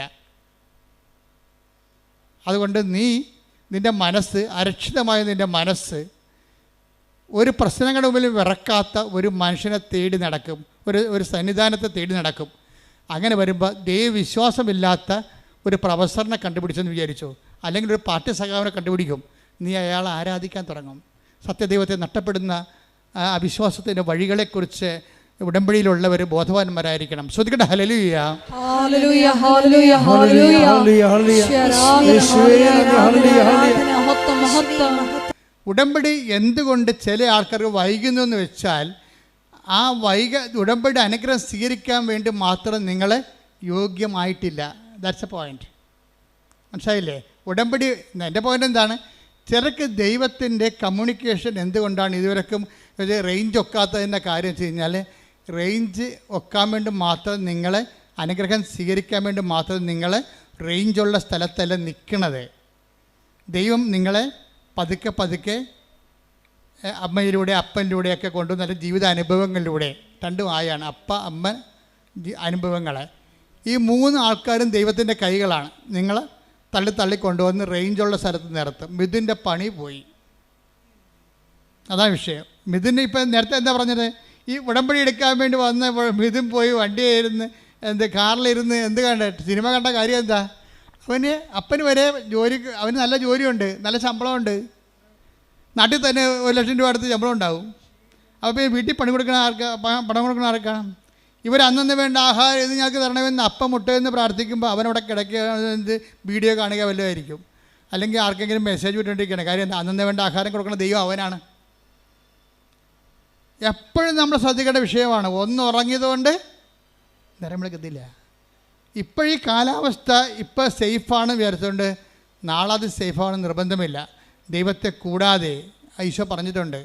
എന്താണ്? എന്നെ കൂടാതെ നിങ്ങൾക്കൊന്നും ചെയ്യാൻ, കുറച്ചൊക്കെ ചെയ്യാൻ പറ്റുമായിരിക്കും, പക്ഷേ ദൈവത്തെ കൂട്ടിച്ചേർക്കേണ്ട ഒരു സമയം എപ്പോഴായാലും നമുക്ക് കൺഫ്രണ്ട് ചെയ്യേണ്ടി വരും. Take the bed of God, എന്നെ കൂടാതെ. ശ്രദ്ധിക്കട്ടെ. ഹല്ലേലൂയ, ഹല്ലേലൂയ, ഹല്ലേലൂയ, ഹല്ലേലൂയ. യേശുവേ നന്ദി. ഹല്ലേലൂയ, ഹല്ലേലൂയ. യോഹന്നാൻ 15:5. യോഹന്നാൻ 15:5. എന്നെ കൂടാതെ നിങ്ങൾക്ക് ഒന്നും ചെയ്യാൻ കഴിയുകയില്ല. അപ്പോൾ ഇതേ പ്രശ്നം വെച്ചാൽ ഏതെങ്കിലും ഒരു നിമിഷം വരും നമ്മുടെ ജീവിതത്തിൽ, ഒരു ബ്ലാങ്ക് പീരീഡ് വരും. അപ്പോഴെന്ത് വേണം? ദൈവത്തിന് നമുക്ക് ആവശ്യമുണ്ടാകും. അതാണ് വിഷയം. ദൈവത്തിന് ഒരു വസ്തുവാണെങ്കിൽ ദൈവത്തിന് ആവശ്യം, ആ വസ്തു നമുക്കൊരു അരിവാൾ നമ്മളെവിടെ വെക്കണത്? എവിടെയെങ്കിലും അലമാരിയോ അടുക്കളുടെ അലമാരിയുടെ അടിക്കൊണ്ട് അരിവാൾ വെച്ച് വെക്കും. എന്നാൽ ഇപ്പോൾ അത് ആവശ്യമില്ല, ഇല്ലേ? ഒരു മഴയും കാറ്റും വന്ന് ഒരു പരത്തി കമ്പ് വന്ന് നമ്മുടെ അടുക്കള മുതുകത്ത് വീഴുമ്പോഴാണ് നമ്മൾ അരിവാൾ തിരക്കണത്. ഉടനെ അവിടെ അലമാരടിയിൽ പോയി നമ്മൾ അരിവാൾ എടുത്തുകൊണ്ട് വരും. തൽക്കാലം നമുക്ക് ആവശ്യമില്ല. തൽക്കാലം ആവശ്യമില്ലാത്ത സ്ഥലം നമ്മൾ പാത്ത് വെക്കും. ദൈവത്തെ പാത്ത് വെക്കുന്ന ഒരു ജീവിതമാണ് പലപ്പോഴും എല്ലാവർക്കും ഉള്ളത്. തൽക്കാലം ആവശ്യമില്ലാത്ത കാരണം പ്രാർത്ഥന മുടങ്ങും, കുർബാന മുടങ്ങും. ഇപ്പോൾ കുർബാന മുടങ്ങുന്നവരും ഇപ്പോൾ പ്രാർത്ഥന മുടങ്ങുന്നവർ ഓർക്കുക, അരിവാളെ പാത്ത് വെക്കണ പോലെ നിങ്ങൾ ദൈവത്തെ പാത്ത് വെക്കുകയാണ്. ദൈവത്തെ വസ്തുവാക്കുന്നവരാണ് തൽക്കാലത്തേക്ക് ദൈവത്തെ മാറ്റി നിർത്തുന്നത്. ഈ കൊടുത്ത പോയിന്റ് ക്ലിയർ ആയില്ലേ? വസ്തുക്കളെ നമ്മൾ മാറ്റി വെക്കും, ആവശ്യമുള്ളപ്പോൾ അത് എടുക്കത്തുള്ളൂ. നമുക്ക് 10 സെൻറ്റ് സ്ഥലമുണ്ട്, അല്ലെങ്കിൽ അരയൊക്കെ സ്ഥലമുണ്ടെങ്കിൽ അതിൻ്റെ പ്രമാണം പിടിച്ചിട്ട് നമ്മൾ നടക്കണില്ലല്ലോ, ഇല്ല. അത് ആവശ്യമുള്ളപ്പോഴും പൊക്കോരോ ചെയ്യാൻ നേരത്തേക്ക് എടുക്കത്തുള്ളൂ. ആവശ്യമുള്ളപ്പോൾ എടുക്കുന്ന സ്ഥലങ്ങൾ മാത്രം എടുക്കുകയാണെങ്കിൽ അതെന്താണ്? വ്യക്തിയല്ല, വസ്തുവാണ്. നീയും നിൻ്റെ ദൈവത്തിന് ആവശ്യമുള്ളപ്പോൾ, ഒരു ജീവിത ആവശ്യമുള്ളപ്പോൾ മാത്രമാണ് എടുക്കുന്ന വ്യക്തിയാണെങ്കിൽ നീ ദൈവത്തെ വ്യക്തിയായിട്ട് കാണുന്നില്ല, വസ്തുവായിട്ട് കാണുന്നു. വസ്തുവായിട്ട് കണ്ടാൽ ദൈവം വർക്കൗട്ടല്ല. അതുകൊണ്ടാണ് ഉടമ്പടി ലാഗ് ചെയ്യണത്. ശ്രദ്ധിക്കട്ടെ. ഹല്ലേലൂയ, ഹല്ലേലൂയ, ഹല്ലേലൂയ, ഹല്ലേലൂയ. സത്യമായി സ്നേഹിക്കുക. ഈ ആരാധനയിലൂടെ ഞങ്ങൾ അഭിഷേകം ചെയ്യണം.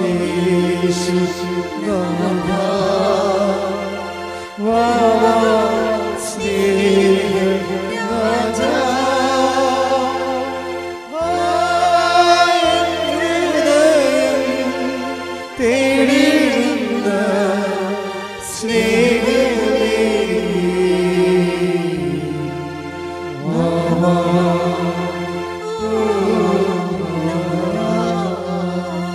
പരിശുദ്ധ പരമദിവ്യകാരുണ്യത്തിന് ആരാധനയും സ്തുതിയും പുകഴ്ചയും ഉണ്ടായിരിക്കട്ടെ. അപ്പൊ എന്നെ കൂടാതെ ഇപ്പൊ 15:5 യോഹന്നാൻ പറഞ്ഞ എന്നെ കൂടാതെ നിങ്ങൾക്ക് ഒന്നും ചെയ്യാൻ സാധ്യമല്ല എന്ന് പറഞ്ഞ അതിൻ്റെ അർത്ഥം, എൻ്റെ മകനെ, എൻ്റെ മകളെ, നിന്റെ കരത്തിൽ, നിന്റെ യാത്രയിൽ നിത്യമായി എന്നെയും കൂട്ടു. ഞാൻ നിന്റെ കൂടെ വരാൻ ആഗ്രഹിക്കുന്നു. I will come with you wherever you go. നീ എവിടെ പോയാലും ഞാൻ നിന്റെ കൂടെ വരുമെന്ന് പറഞ്ഞത് തന്നെയാണ്. എന്നെ കൂടാതെ നിങ്ങൾക്ക് ഒന്നും ചെയ്യാൻ സാധ്യമല്ലെന്ന് പറയുന്നുണ്ടെങ്കിൽ അതാണ് ഉടമ്പടിയിലുള്ള ദൈവത്തിന്റെ സ്നേഹം. കൈയടിക്കട്ടെ. ഞങ്ങളുടെ കൂടെ സഞ്ചരിക്കുന്ന അവിടുത്തെ സാന്നിധ്യത്തിന്, സാമീപ്യത്തിന് നന്ദി പറയുന്നു.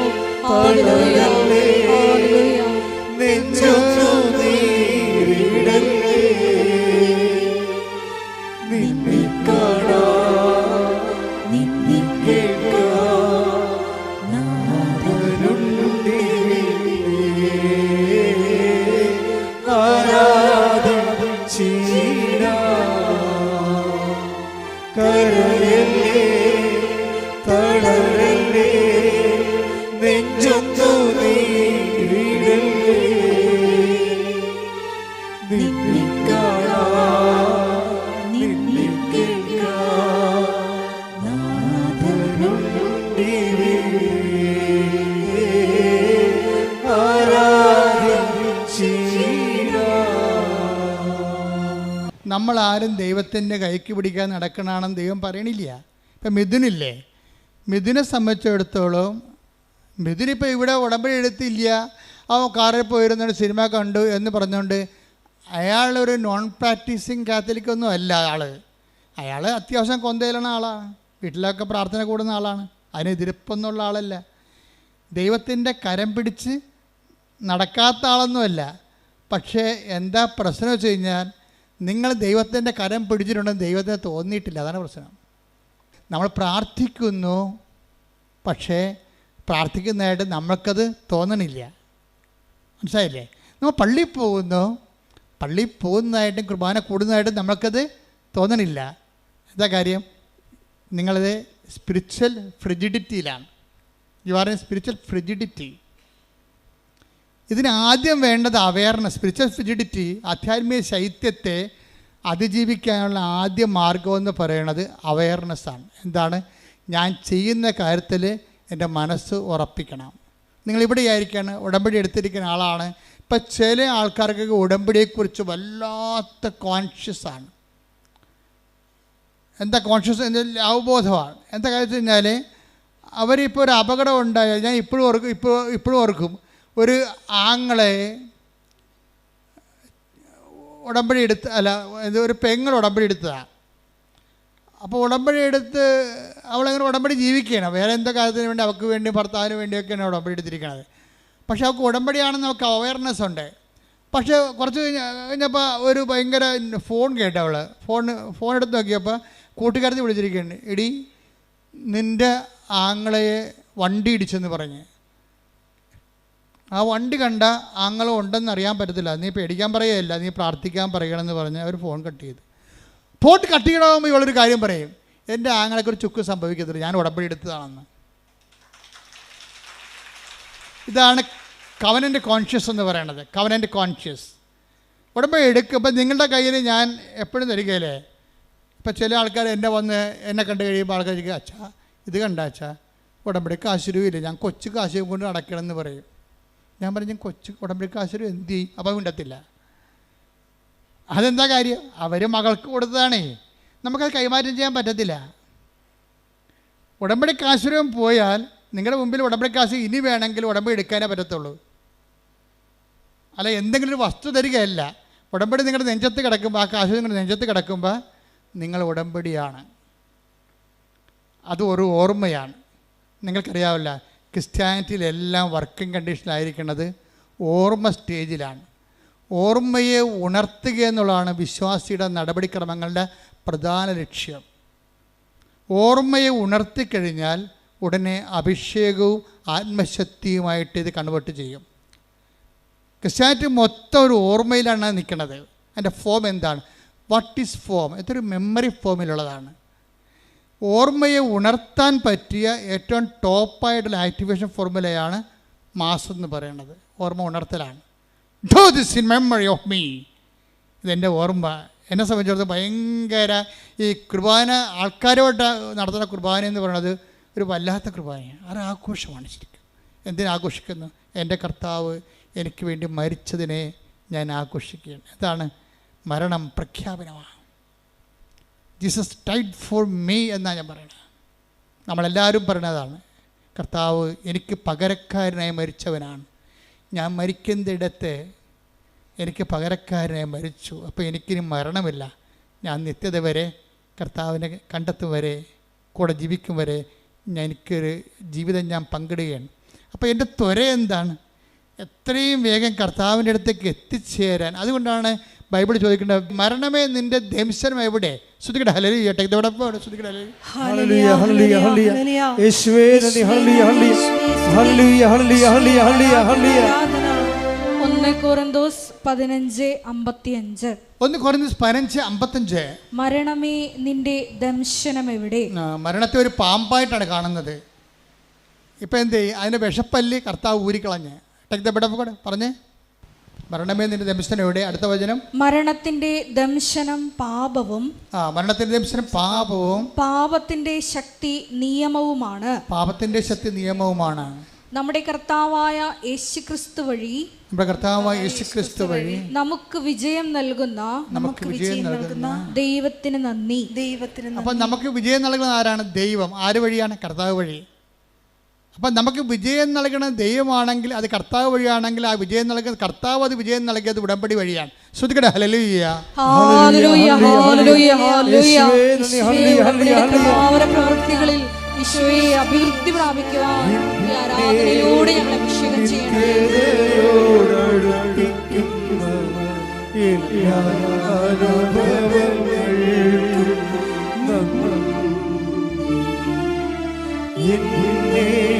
നല്ല ശിഷ്യനാക്കിയിടുന്ന എല്ലാ കുരിശുകൾക്കും അപ്പൊ ക്രിസ്തു മാറ്റിയത് എന്താണ്? മരണത്തെക്കുറിച്ചുള്ള ഭയമാണ്. ഇനി മരണമില്ല. വചനം അവസാനിക്കുന്നതും വെളിപാട് അവസാനിക്കുന്നതും എന്താണ്? ഇനി മരണമില്ല. Take the bed of God. ശ്രുതിക്കട്ടെ ഹല്ലേലൂയ. വെളിപാട് 21:4. വെളിപാട് 21:4. അവിടുന്ന് പറഞ്ഞേ. അവിടുന്ന് അവരുടെ മിഴികളിൽ നിന്നും കണ്ണീർ തുടച്ചു നീക്കും. ഇനി മരണം ഉണ്ടായിരിക്കുകയില്ല.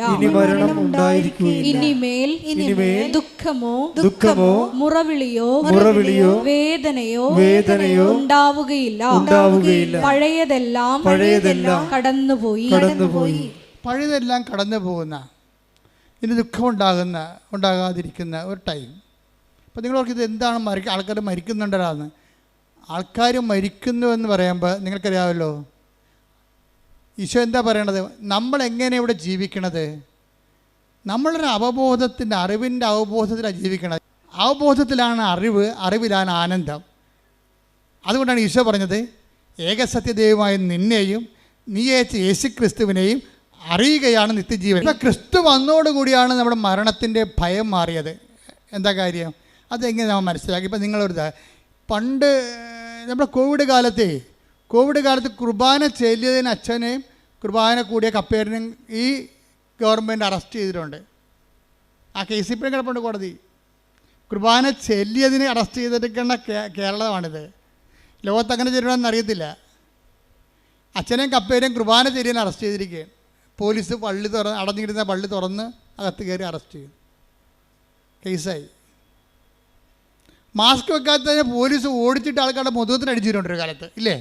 ഉറപ്പല്ലേ? എത്ര പേര് അടികൊണ്ടുണ്ട്, കേസുമായിട്ടുണ്ട്. അപ്പോൾ ആൾക്കാർക്ക് പേടിയായിരുന്നു ഭയങ്കര. എന്തിനെ പേടിയാണ്? കോവിഡ് പടരുമോ, ആൾക്കാർ മരിക്കുമോ, മരണത്തെക്കുറിച്ചുള്ള പേടിയാണ്. പിന്നെ എപ്പോഴാണ് ഈ പേടി മാറി മാസ്ക് ഊരി ആൾക്കാർ ദൂരെ കളഞ്ഞത്? ഇഞ്ചക്ഷൻ കണ്ടുപിടിച്ചപ്പോഴാണ്, അല്ലേ? ഇഞ്ചക്ഷൻ കണ്ടുപിടിച്ചപ്പോൾ തന്നെ ഭയങ്കര സന്തോഷത്തിലാണ്. പോളാ പുല്ലെന്ന് പറഞ്ഞ് മാസ്ക് വേണ്ട, ഒന്നും വേണ്ട. എന്താ കാര്യം? സന്തോഷമായി. അതന്നെ ക്രിസ്തു ചെയ്തത്. പാപത്തിനും മരണത്തിനും ഇഞ്ചക്ഷൻ കണ്ടുപിടിച്ചു. എന്താണ്? തൻ്റെ മരണത്താൽ പാപത്തിന് പരിഹാരമാക്കിയിട്ട് ദൈവത്തിരുസന്നിധിയിൽ പ്രസാദത്തിനുള്ള വഴി കാണിച്ചപ്പോഴാണ് മനുഷ്യന് സന്തോഷമുണ്ടായത്. അവിടെ നിന്ന് അവിടെ കണ്ണിൽ നിന്ന് കണ്ണീരെല്ലാം തുടച്ച് നീട്ടി. ഇനി മരണമില്ല. ശ്രദ്ധിക്കട്ടെ. ഹല്ലേലൂയ. ഹല്ലേലൂയ, ഹല്ലേലൂയ, ഹല്ലേലൂയ. യേശുവേ നന്ദി, ഹല്ലേലൂയ, ഹല്ലേലൂയ. മഹത്വം, മഹത്വം.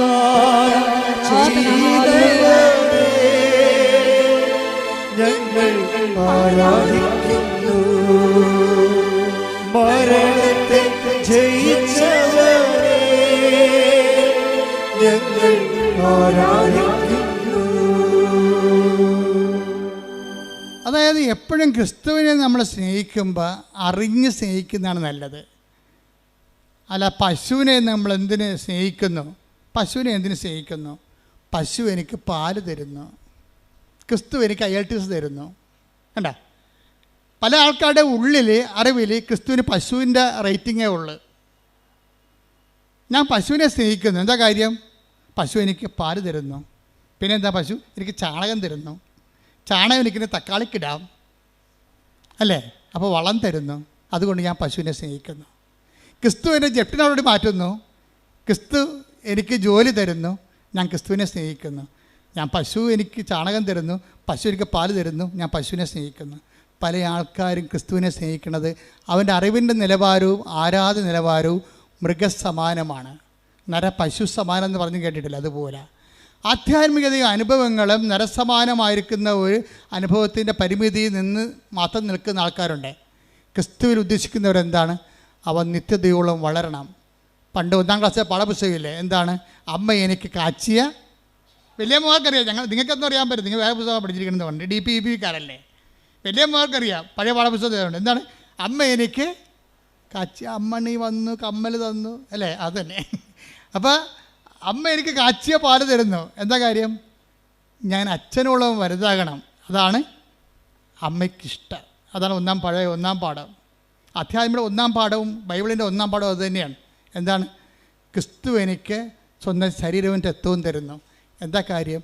ഞാൻ നിത്യതയോളവും വലുതാകണം. ശ്രദ്ധിക്കട്ടെ. ഹല്ലേലൂയ, ഹല്ലേലൂയ, ഹല്ലേലൂയ. യേശുവേ ഞങ്ങളെ സ്വന്തമാക്കിയ അവിടുത്തെ സ്നേഹത്തിന് നന്ദി പറയുന്നു. എന്ത് നീ ഉടമ്പടി എടുക്കുന്നു? ജോലി കിട്ടാൻ, വീട് കിട്ടാൻ, മക്കളുണ്ടാകാനെന്ന് പറഞ്ഞു കഴിഞ്ഞാൽ സ്വാഭാവികമായിട്ട് ഇതിന് ഭൂമി മാത്രമേ ഉള്ളൂ നിനക്ക്. അതിൻ്റെ അകത്ത് എൻഡിട്ടേ ഇത് പറക്കത്തില്ല. പറക്കാത്ത ഉടമ്പടി എടുത്തിരിക്കണത്. എന്താ കാര്യം? താറാവ് അധികം പറക്കത്തില്ലല്ലോ, ഇല്ലേ?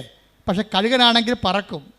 അപ്പോൾ നീ ഒരു ഈഗിൾ കവനൻ്റാണ് എടുത്തിരിക്കണമെന്നുണ്ടെങ്കിൽ ഇത് പറന്നങ്ങ് നിൽക്കും. എന്താ കാര്യം? എന്താ? നിത്യത. എന്താണ് ഇതിൻ്റെ ഉദ്ദേശം? എന്താണ്? നിത്യതയാണ്. നീ ഇവിടുത്തെ ജോലി, വീട്, വിവാഹം, IELTS, PR എന്നൊക്കെ പറഞ്ഞു കഴിഞ്ഞാൽ ഇവിടെ കൂടി നിരച്ച് നടക്കണ ജീവിനെ പോലെയുള്ള ഭൂമി നിസാനം പൊങ്ങി വരത്തില്ല. അതുകൊണ്ട് തന്നെ ഉടമ്പടിയിൽ എപ്പോഴും നിത്യത നിൻ്റെ ഒരു ജീവിത വിഷയമായിരിക്കണം. അതെന്താ കാര്യം വെച്ച് കഴിഞ്ഞാൽ ക്രിസ്തുവിൻ്റെ സ്വപ്നം അതാണ്. Perfect as your heavenly Father is perfect. Take the word of God. Hallelujah. Hallelujah, ഹല്ലേലൂയ, ഹല്ലേലൂയ, ഹല്ലേലൂയ. യേശുവേ നന്ദി, യേശുവേ സ്തുതി. ഹല്ലേലൂയ. മത്തായി 5:48. മത്തായി 5:48. നിങ്ങളുടെ സ്വർഗസ്ഥനായ പിതാവ്. അതാ നിത്യതയോളം വളരാൻ ഉദ്ദേശിക്കണുണ്ടല്ലോ. എന്നൊക്കെ നിങ്ങൾ പറഞ്ഞു, നിങ്ങളുടെ സ്വർഗസ്ഥനായ പിതാവ് പരിപൂർണനായിരിക്കുന്നത് പോലെ നിങ്ങളും പരിപൂർണരായിരിക്കുവിൻ. ഈ മനുഷ്യ യാഥാർത്ഥ്യത്തിൻ്റെ ഒരു ആന്തരിക ചോദന എന്താ? ഒന്നും പരിപൂർണമല്ല എന്നുള്ളതാണ്. ഈ കലയെല്ലാം രൂപപ്പെട്ട് വന്നിരിക്കുന്നത് എന്താണ്? ഒരു അതൃപ്തിയിൽ നിന്ന് വന്നിരിക്കുന്നതാണ് എല്ലാം. ശാസ്ത്രം ഇവിടെ നിന്ന് വന്നതാണ്, അതൃപ്തിയിൽ നിന്ന് വന്നതാണ്. ഇതല്ല, ഇതിനേക്കാൾ മെച്ചമായിട്ടുള്ളത്. അപ്പോൾ ഇതിനേക്കാൾ മെച്ചമായിട്ടുള്ളത് ഉണ്ട് എന്നുള്ളത് ആന്തരികമായ ഒരു മനുഷ്യൻ്റെ ഒരു ത്രൈവാണ്. ഇതിനേക്കാൾ മെച്ചമായിട്ടുള്ളത് എന്താണെന്ന് വെച്ച് കഴിഞ്ഞാൽ ആ മെച്ചമായിട്ടുള്ള സംഭവങ്ങൾ ഉണ്ടാക്കുന്ന അനുസരിച്ച് കൊണ്ട് ആ മെച്ചം നമ്മളെ വീണ്ടും അടിമയാക്കും. എന്താ കാര്യം? ഇപ്പം നിങ്ങൾ AC ഇല്ലാത്ത വീടാണ്. പണ്ട് ഞാനൊക്കെ ഓർക്കുന്നുണ്ട്, ഞങ്ങൾ വീട്ടിലൊക്കെ താമസിക്കുമ്പോൾ ഒരു പായ എടുത്തിട്ട് ഒരു പള്ളിയിൽ നിന്ന് മേടിച്ച, പെരുന്നാളിന് മേടിച്ചൊരു ബെസറിയുണ്ട് അല്ലേ? അപ്പോൾ നല്ല ചൂടായിരിക്കും നാട്ടിൻപുറത്തൊക്കെ ഈ ജനുവരി മാസം, മാർച്ച് മാസത്തിലൊക്കെ. അപ്പോൾ എന്ത് ചെയ്യും? നമ്മളിങ്ങനെ ഈ ബെസറി കൊണ്ട് വീശി രാത്രി നല്ല വേർപ്പായിരിക്കുമേ. അപ്പോൾ വീശി എന്ത് ചെയ്യും? വീശി വേർത്ത് ഉറങ്ങിപ്പോവും. അതേ ഉള്ളൂ. കറണ്ട് ഇല്ലാത്ത സമയത്ത് പിന്നെ അവിടെ കിടക്കാൻ പറ്റത്തില്ല. വിശറിക്ക് നമ്മളെ രക്ഷിക്കാൻ പറ്റണില്ല. ഫാൻ കണ്ടുപിടിച്ചപ്പോൾ അതിനെ മുഴുവൻ പുകയുടെയും കരിയും ചിലന്തി വരെയൊക്കെ ആയപ്പോൾ മനുഷ്യൻ AC വെച്ചു. AC കുറച്ച് നേരം ഇരുന്ന് കഴിയുമ്പോൾ AC തന്നെ റിപ്രക്കഷൻസും റെസിപ്രേഷനും പല രോഗങ്ങളൊക്കെ ആയിട്ട് ഈ വെള്ളം കുടിക്കണവന് ഇനിയും ദാഹിക്കും. ഈശോ പറഞ്ഞതല്ലേ, വിശറി പിടിക്കുന്നവന് പിന്നെയും ദാഹിക്കും, അവന് ഫാൻ വേണം. ഫാനുള്ളവന് പിന്നെയും ദാഹിക്കും, അവന് AC വേണം. ഈ വെള്ളം കുടിക്കണവന് ഇനി യോഹന്നാൻ 4:13 യേശു പറഞ്ഞു, ഈ വെള്ളം കുടിക്കുന്ന ഏവനും വീണ്ടും ദാഹിക്കും. അപ്പോൾ ഇത് മനുഷ്യൻ ഈ ഭൂമിയിൽ നിങ്ങളുടെ മെറ്റീരിയൽ ബോഡിയെ എന്തെങ്കിലും ഉപയോഗിച്ചു കൊണ്ടാണ് നിങ്ങൾ തൃപ്തിപ്പെടുത്താൻ വരുന്നുണ്ടെങ്കിൽ മരണം വരെ തൃപ്തിയില്ലാത്ത അവസ്ഥ തുടരുമെന്നാണ് പറയുന്നത് ബൈബിള്. യോഹന്നാൻ 2:17 എടുത്തേ. 2:17 ലോകവും അതിൻ്റെ മോഹങ്ങളും കടന്നു പോകുന്നു. അതാണ് പ്രശ്നം. ഈ മോഹങ്ങൾക്കെല്ലാം നമ്മൾ പുതിയ സ്ഥാനം കണ്ടുപിടിക്കുകയും ചെയ്യും. പക്ഷെ എന്താ പറയണത്, അതും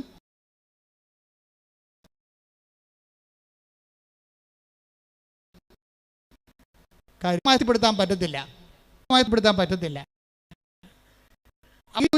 ഇതിൻ്റെ സ്റ്റാറ്റസ് ഇങ്ങനെ അപ്ഗ്രേഡ് ചെയ്ത് പോകാനാണെങ്കിൽ ഞൊട്ടേണ്ടി വരുമെന്ന് അർത്ഥം. ഒരാൾക്കാർ അവിടെ അഭിമാനം, അവിടെ സ്റ്റാറ്റസ് കീപ്പ് ചെയ്യണം. എങ്ങനെയാണ്? ബ്രാൻഡ് ചേഞ്ച് ചെയ്തുകൊണ്ടാണ്. കാറിൻ്റെ ബ്രാൻഡ് ചേഞ്ച് ചെയ്യുന്നു. അവരുപയോഗിക്കുന്ന ഓരോ വസ്തുക്കളെയും സ്റ്റാൻഡേർഡ് കമ്പനിയുടെ ബ്രാൻഡിനൊപ്പമാക്കി എടുത്തിട്ട് ഈ ജഡിക മനുഷ്യൻ ഇങ്ങനെ വളർന്നുകൊണ്ടിരിക്കും. ഈ ജഡിക മനുഷ്യനെ യേശു ക്രിസ്തുവിനെ സ്വീകരിക്കാൻ സാധ്യമല്ല.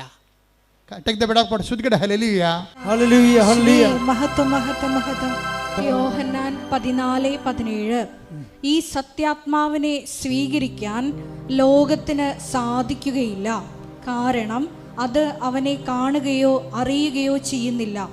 എന്നാൽ നിങ്ങൾ അവനെ അറിയുന്നു, കാരണം അവൻ നിങ്ങളോടൊത്ത് വസിക്കുന്നു, നിങ്ങളിൽ ആയിരിക്കുകയും ചെയ്യും. ഇതൊരു തിരിച്ചറിവിൻ്റെ വിഷയമാണ്.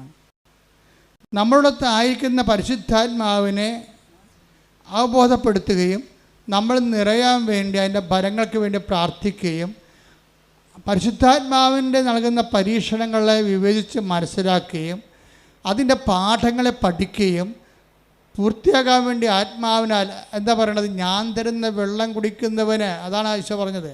തിരുനാളിൻ്റെ മഹാദിനത്തിൽ അവൻ എഴുന്നേറ്റതെന്ന് 7 യോഹന്നാൻ 7:37 ശ്രുതിക്കട്ടെ. ഹല്ലേലൂയ ഹല്ലേലൂയ ഹല്ലേലൂയ യേശുവേ നന്ദി. യോഹന്നാൻ 7:37 തിരുനാളിന്റെ അവസാനത്തെ മഹാദിനത്തിൽ തിരുനാളിന്റെ അവസാനത്തെ മഹാദിനത്തിൽ യേശു എഴുന്നേറ്റ് നിന്ന് ശബ്ദമുയർത്തി പറഞ്ഞു, ആർക്കെങ്കിലും ദാഹിക്കുന്നെങ്കിൽ അവൻ എന്റെ അടുക്കൽ വന്ന് കുടിക്കട്ടെ. എന്നിൽ വിശ്വസിക്കുന്നവന്റെ ഹൃദയത്തിൽ നിന്ന് വിശുദ്ധ ലിഖിതം പ്രസ്താവിക്കുന്നത് പോലെ ജീവജലത്തിന്റെ അരുവികൾ ഒഴുകും. ഉടമ്പടി എങ്ങോട്ടാണ് സഞ്ചരിക്കണം എന്ന് വെച്ചാൽ ജീവജലത്തിൻ്റെ ഉറവയിലേക്കാണ് സഞ്ചരിക്കുന്നത്. ജഡികമായ കാര്യങ്ങളൊക്കെയാണ് ചോദിച്ചിരിക്കണമെങ്കിലും ജഡികമായ കാര്യങ്ങളെക്കുറിച്ച് ഈശോ ഒരു തീർപ്പ് കൽപ്പിച്ചിട്ടുണ്ട്. സുപ്രീം കോടതി ഫുൾ ബെഞ്ച് തീരുമാനമാണ്. ഈശോ ഒരു കാര്യം പറഞ്ഞാൽ എന്താണ്? അവൻ അന്ത്യവിധിയാളൻ ആരാണ്? അവനല്ലേ. അവനൊരു കാര്യം പറഞ്ഞാൽ പിന്നെ ഡിവിഷൻ ബെഞ്ചല്ല, ഫുൾ ബെഞ്ചാണത്. അവനൊരു കാര്യം പറഞ്ഞാൽ സ്വർഗീയ സുപ്രീം കോടതിയുടെ ഫുൾ ബെഞ്ച് തീരുമാനമാണ്. എന്താണ്? ഈ വെള്ളം കുടിക്കണവൻ ഇനി ദാഹിക്കും. നമ്മൾ എന്തെല്ലാം ഈ ലോകത്ത് നേടാൻ വേണ്ടി ഉടമ്പടി എടുത്താലും യഥാർത്ഥ ദാഹം എന്താണ്? ഞാൻ തരുന്ന വെള്ളം കുടിക്കുന്നതിന് ഒരിക്കലും ദാഹിക്കുകയില്ല. ഞാൻ തരുന്ന വെള്ളം എന്താണ്? തിരുനാളിൻ്റെ ഒന്ന് പറഞ്ഞേ, തിരുനാളിൻ്റെ 1-ാം ഘട്ടം തന്നെ. ഒരു വലിയ വിഷയം പറയുമ്പോൾ ഈശോ പഠന പാട് കണ്ടില്ലേ? തിരുനാളിൻ്റെ രണ്ടാമത്തത് എന്താ? മഹാദിനത്തിൽ അവൻ എഴുന്നേറ്റ് നിന്ന് ഉച്ചത്തിൽ പറഞ്ഞു. ഇത്രയും എംഫാറ്റിക് ആയിട്ടൊരു ഒറ്റ വാക്ക് ഈശോ പറഞ്ഞിട്ടില്ല. ഒരു വാക്ക് പറയാൻ വേണ്ടി തിരുനാളിൻ്റെ 11 ദിവസങ്ങളിൽ 11ാമത്തെ ദിവസം തിരഞ്ഞെടുക്കുകയാണ് ക്ലൈമാക്സ്. തിരുനാളിൻ്റെ മഹാദിനത്തിൽ എഴുന്നേറ്റ് നിന്ന് അവനെന്ത് ചെയ്ത്? അവൻ ഉച്ചത്തിൽ പറഞ്ഞു. താത്തി പറയാം, സാധാരണ സ്വരത്തല്ല, ഉച്ചത്തിൽ പറഞ്ഞു. എന്താ പറഞ്ഞത്? നീ ദൈവത്തിലെത്തുന്നത് വരെ ഏത് മതത്തിലും ജാതിയിലും ജീവിച്ചാലും നീ ഒടുവിൽ എത്തിച്ചേരേണ്ട ഒരു സ്ഥലമുണ്ട്. എന്താണ് പറഞ്ഞ? ആർക്കെങ്കിലും ദാഹിക്കുന്നെങ്കിൽ അവൻ എൻ്റെ അടുത്ത് വരട്ടെ, എന്നിൽ വിശ്വസിക്കുന്നവരുടെ ഹൃദയത്തിൽ നിന്ന് ജീവജലത്തിന്റെ അരുവികൾ ഒഴുകും. ഈ ജീവജലത്തിന്റെ അരുവികൾ തന്നിൽ വിശ്വസിക്കാതിരുന്ന പരിശുദ്ധാത്മാവിനെ കുറിച്ച് അവൻ പറഞ്ഞത്. Take the word of God. ശ്രദ്ധിക്കട്ടെ. ഹല്ലേലൂയ ഹല്ലേലൂയ ഹല്ലേലൂയ ഹല്ലേലൂയ. യേശുവേ നന്ദി. ഹല്ലേലൂയ ഹല്ലേലൂയ. യോഹന്നാൻ 7:39 അവൻ ഇത് പറഞ്ഞത് തന്നിൽ വിശ്വസിക്കുന്നവരെ സ്വീകരിക്കാനിരിക്കുന്ന ആത്മാവിനെ കുറിച്ചാണ്. നീ പരിശുദ്ധാത്മാവിനെ സ്വീകരിക്കാൻ വേണ്ടി ഉടമ്പടിയിൽ ഞാൻ എപ്പോഴും പറയും, മക്കളെ, നിങ്ങൾ ഉടമ്പടി എടുക്കുമ്പോൾ ഒരു കോളം ദൈവത്തിന് കൊടുത്തേക്കണം. എന്തിനാണ്? അത് പരിശുദ്ധാത്മാവിൻ്റെ കോളമാണ്. നിൻ്റെ സാഹചര്യവും ആത്മീയമായിട്ടുള്ള നിൻ്റെ ഒരു അവസ്ഥയനുസരിച്ചുകൊണ്ട് നിന്നെ നയിക്കാൻ പറ്റിയ മരുന്നുകൾ ദൈവത്തിന് എഴുതി ചേർക്കാൻ പറ്റിയ ഇടമാണത്. അതിന് നിങ്ങൾ മതവും ജാതിയും ഒന്നും മാറേണ്ട കാര്യമില്ല. ക്രിസ്തുവിനെ സ്വീകരിക്കണേ ആർക്കാണ് ജാതി മാറേണ്ടത്? ആർക്കാണ് മതം മാറേണ്ടത്? ഇത് അതിനുള്ള സംവിധാനമാണോ? അല്ല. നിങ്ങൾ ക്രിസ്തുവിനെ get Jesus and get saved എന്ന് വെച്ചാൽ ക്രിസ്തുവിനെ സ്വീകരിക്കുന്നവരെ അവർ മതാതീതമായിട്ട് അതീതമായിട്ട് അപ്പനും മക്കളും തമ്മിൽ ഒരുമിച്ച് കണ്ടെത്തിക്കൊണ്ട് സന്തോഷത്തോടെ ജീവിക്കുന്ന സാഹചര്യം ഇവിടെ ഉണ്ടായത് നിൻ്റെ കടങ്ങൾ കർത്താവ് അവൻ്റെ മരണത്താൽ പരിഹരിച്ചത് കൊണ്ടും നിന്നെ അവൻ കടങ്ങളിൽ നിന്ന് നീ ചെയ്യേണ്ട പാപത്തിന് പരിഹാരം അവൻ ചെയ്തപ്പോൾ അവൻ്റെ പരിഹാരം എനിക്ക് വേണ്ടി കൂടിയാണെന്ന് ഞാൻ വിശ്വസിക്കുമ്പോഴാണ് ജ്ഞാനത്താൽ നമ്മൾ സ്നാനം സ്വീകരിക്കുന്നത്. വെള്ളം കൊണ്ടല്ല, ജ്ഞാനത്താൽ. ആ അറിവ് തന്നെയാണ് നമുക്ക് സ്നാനമായി മാറുന്നത്. നിനക്ക് ക്രിസ്തുവിനെക്കുറിച്ചുള്ള സത്യമായ അറിവുണ്ടെങ്കിൽ നീ ജ്ഞാനത്താൽ സ്നാനം ചെയ്യപ്പെട്ട വ്യക്തിയാണ്. കാര്യം എന്താണ്? അറിവിൻ്റെ അഭവമായ ആദ്യവും അവസാനവും ആൽഫയും ഒമേഗയും ആരാണ്? ക്രിസ്തുവാണ്. അറിവ് എന്താണ്? അനുഭവം എന്ന് പറയുന്നത്. അറിവിൻ്റെ അനുഭവം നിത്യതയാണ്. ശ്രുതിക്കട്ടെ. ഹല്ലേലൂയ ഹല്ലേലൂയ ഹല്ലേലൂയ ഹല്ലേലൂയ ഹല്ലേലൂയ ഹല്ലേലൂയ. ആരാധന ദൈവപിതാവേ, നന്ദി ദൈവപിതാവേ. ജീവജലത്തിനരുവിയായി ഇറങ്ങി ഒഴുകണമേ, സ്നേഹാഗ്നിജ്വാലയായി എന്നിൽ കത്തിപ്പടരണമേ. ജീവജലത്തിനരുവിയായി ഇറങ്ങി ഒഴുകണമേ, സ്നേഹാഗ്നിജ്വാലയായി എന്നിൽ കത്തിപ്പടരണമേ. ആത്മാവേ പരിശുദ്ധാത്മാവേ, ആത്മാവേ പരിശുദ്ധാത്മാവേ, എൻ ഹൃദയത്തിൽ വാഴും ആത്മാവേ, എൻ ഹൃദയത്തിൽ വാഴും ആത്മാവേ, നിറയണമേ എന്നിൽ, നിറയണമേ, നിറയണമേ എന്നിൽ, നിറയണമേ. അതിലൂടെ അവസാനം ഈശോ പറഞ്ഞത് receive Jesus Christ and get saved എന്നാണ് പറഞ്ഞത്. ക്രിസ്തുവിനെ നിങ്ങൾ അറിവിൽ സ്വീകരിക്കുക, നിങ്ങൾ നിത്യത അവകാശമാക്കുക. അപ്പോൾ ക്രിസ്തുവിനെ സ്വീകരിക്കാൻ വേണ്ടി നമ്മുടെ ഓരോ പ്രശ്നവും അത് തന്നെയാണ്. നിങ്ങൾ ഉടമ്പടിയിരിക്കുന്ന നിയമമില്ല, വീടില്ല, ജോലിയില്ല, രോഗമാണെന്നൊക്കെ പറയുന്ന വിഷയം എന്താണ്? അതെല്ലാം നിന്നോട് പറയുന്ന ഒരു ദൈവഭാഷയാണത്. ഒരു ദൈവഭാഷയാണ്. നിൻ്റെ വേദനകൾ ഒരു ദൈവഭാഷയാണ്. എന്താണ്? നീ ക്രിസ്തുവിനെ സ്വീകരിക്കുക. ഇപ്പം മിഥുൻ്റെ കാര്യം ഞാൻ പറഞ്ഞില്ലേ, മിഥുൻ ഇവിടുന്ന് ഉടമ്പടി എടുക്കാതെ കാറിൽ പോയിരുന്ന് ടി വി കണ്ടുകൊണ്ടിരുന്നു, സിനിമ കണ്ടുകൊണ്ടിരുന്നു. ക്രിസ്തുവിന് ഉടമ്പടിയില്ല, ക്രിസ്തുവിന് ആവശ്യമില്ല, ഞാൻ ഓക്കെ ആണെന്നാണ്. കത്തോലിക്കൻ്റെ ഏറ്റവും വലിയ പോക്ക് വികാരമാണ് ഞാൻ ഓക്കെ ആണെന്നുള്ളത്. എന്താണ്? എൻ്റെ വീട്ടിൽ ഗൃഹപ്രാർത്ഥന ഉണ്ട്, ഞാൻ ഞായറാഴ്ച പള്ളിയിൽ പോകുന്നുണ്ട്, ഞാൻ ഓക്കെയാണ്. അപ്പോൾ ദൈവം പറയുന്നത് ഈ പോക്കാണെന്ന് പറയും. അറിയാമെന്ന് പറയുന്നവൻ അറിയേണ്ടത് അറിയുന്നില്ലെന്ന്. 1 കൊരിന്തോസ് 8:2 അറിവുണ്ടെന്ന് ഭാവിക്കുന്നവൻ, അറിവുണ്ടെന്ന് ഭാവിക്കുന്നവൻ അറിയേണ്ടത് അറിയുന്നില്ല. മിഥുൻ അറിയേണ്ടത് അറിയാത്ത ഒരാളാണ്. അറിയേണ്ടത് അറിയാത്തത് വരെ ക്രിസ്തുവിനെ സ്വീകരിക്കാനുള്ള സമ്മർദ്ദങ്ങൾ സഹനത്തിൻ്റെ സാഹചര്യമായി നമ്മുടെ കൂടെ നടക്കും. ദിറ്റ് ഈസ് സൗണ്ട് ഓഫ് ഹേർഡ്. ഇതാണ് ഈ സഹനത്തിൻ്റെ ഒരു വേട്ടപ്പടി പുറകെ നടക്കും. എന്തിനാണ്? നീ ക്രിസ്തുവിനെ സ്വീകരിക്കൂ, receive Jesus Christ and get saved. Mithun എന്താ സംഭവിച്ചത്? അവനായിരുന്നല്ല ദൈവം, അന്നദാതാവ്, ബ്രെഡ് ഗീവർ, വീട്ടിലെ ബ്രെഡ് ഗീവറായിരുന്നു. പെട്ടെന്ന് ആ ജോലി പോയി. കുടുംബം മുഴുവൻ നിലനിന്നിരുന്ന മരുന്നും ഭക്ഷണവും കറണ്ട് ചാർജും വെള്ളത്തിൻ്റെ കരവും വീട്ടുകാരവും എല്ലാം കൊടുത്തിരുന്ന ഒറ്റ ദൈവമാണ്. ഈ ദൈവത്തിൻ്റെ ജോലി പോയി. അതോടുകൂടി ഇവൻ നിലംപരിശായി. നിൻ്റെ കോൺഫിഡൻസിലായിരിക്കും എപ്പോഴും മിലിറ്ററി ടാർഗറ്റിങ് നടക്കുന്നത്. അതുകൊണ്ട് നിൻ്റെ കോൺഫിഡൻസ് കർത്താവിലായിരിക്കണം. പ്രാർത്ഥിക്കുക, കർത്താവേ, എൻ്റെ പഠനം, എൻ്റെ ആരോഗ്യം, എൻ്റെ തറവാടിത്തം, എൻ്റെ സമ്പത്ത് ഒന്നുമല്ല. കർത്താവേ, നീയാണ് എൻ്റെ പാറ, നീയാണ് എൻ്റെ ആത്മവിശ്വാസം. കോൺഫിഡൻസ് കർത്താവിലാകുമ്പോൾ അത് പാറയുടെ ബലം ചെയ്യും. കർത്താവാണ്, എനിക്ക് കർത്താവുണ്ടല്ലോ. എല്ലാവർക്കും പ്രശ്നങ്ങൾ വരുമ്പോൾ എന്താണ് അവർ പറയണത്? അപ്പന് പെട്ടെന്ന് തലപ്പോശൽ വന്നു, അപ്പൻ ICU ആയെന്ന് ഫോൺ വരുമ്പോൾ മകളെന്താ പറയണത്? ഞാൻ പാറപ്പുറത്താണ്. എന്താ കാര്യം? നമ്മളമ്മച്ചി ഉടമ്പടി എടുത്തിട്ടുണ്ടല്ലോ അമ്മച്ചി, അതാണ് പാറയെന്ന് പറയണത്. ഇന്ന് എല്ലാവരും അങ്ങനെ പറയാൻ തുടങ്ങി. കേരളത്തിൻ്റെ ആധ്യാത്മിക അജണ്ട അമ്മമാരെ പ്രത്യക്ഷപ്പെട്ടതിൻ്റെ ഭാഗമായിട്ട് ദൈവം ഇവിടെ നിശ്ചയിച്ചിരിക്കണം ഉടമ്പടിയിലൂടെ. ശ്രുതിക്കട്ടെ, ഹല്ലേലൂയ, ഹല്ലേലൂയ, ഹല്ലേലൂയ. ക്ലേശകാലത്തെ കൂടാതെ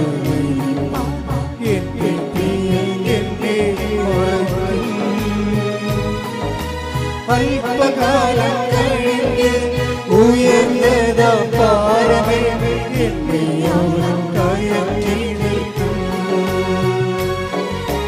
അല്പകാലം കഴിഞ്ഞ് ഉയർന്നതാ പാറമേ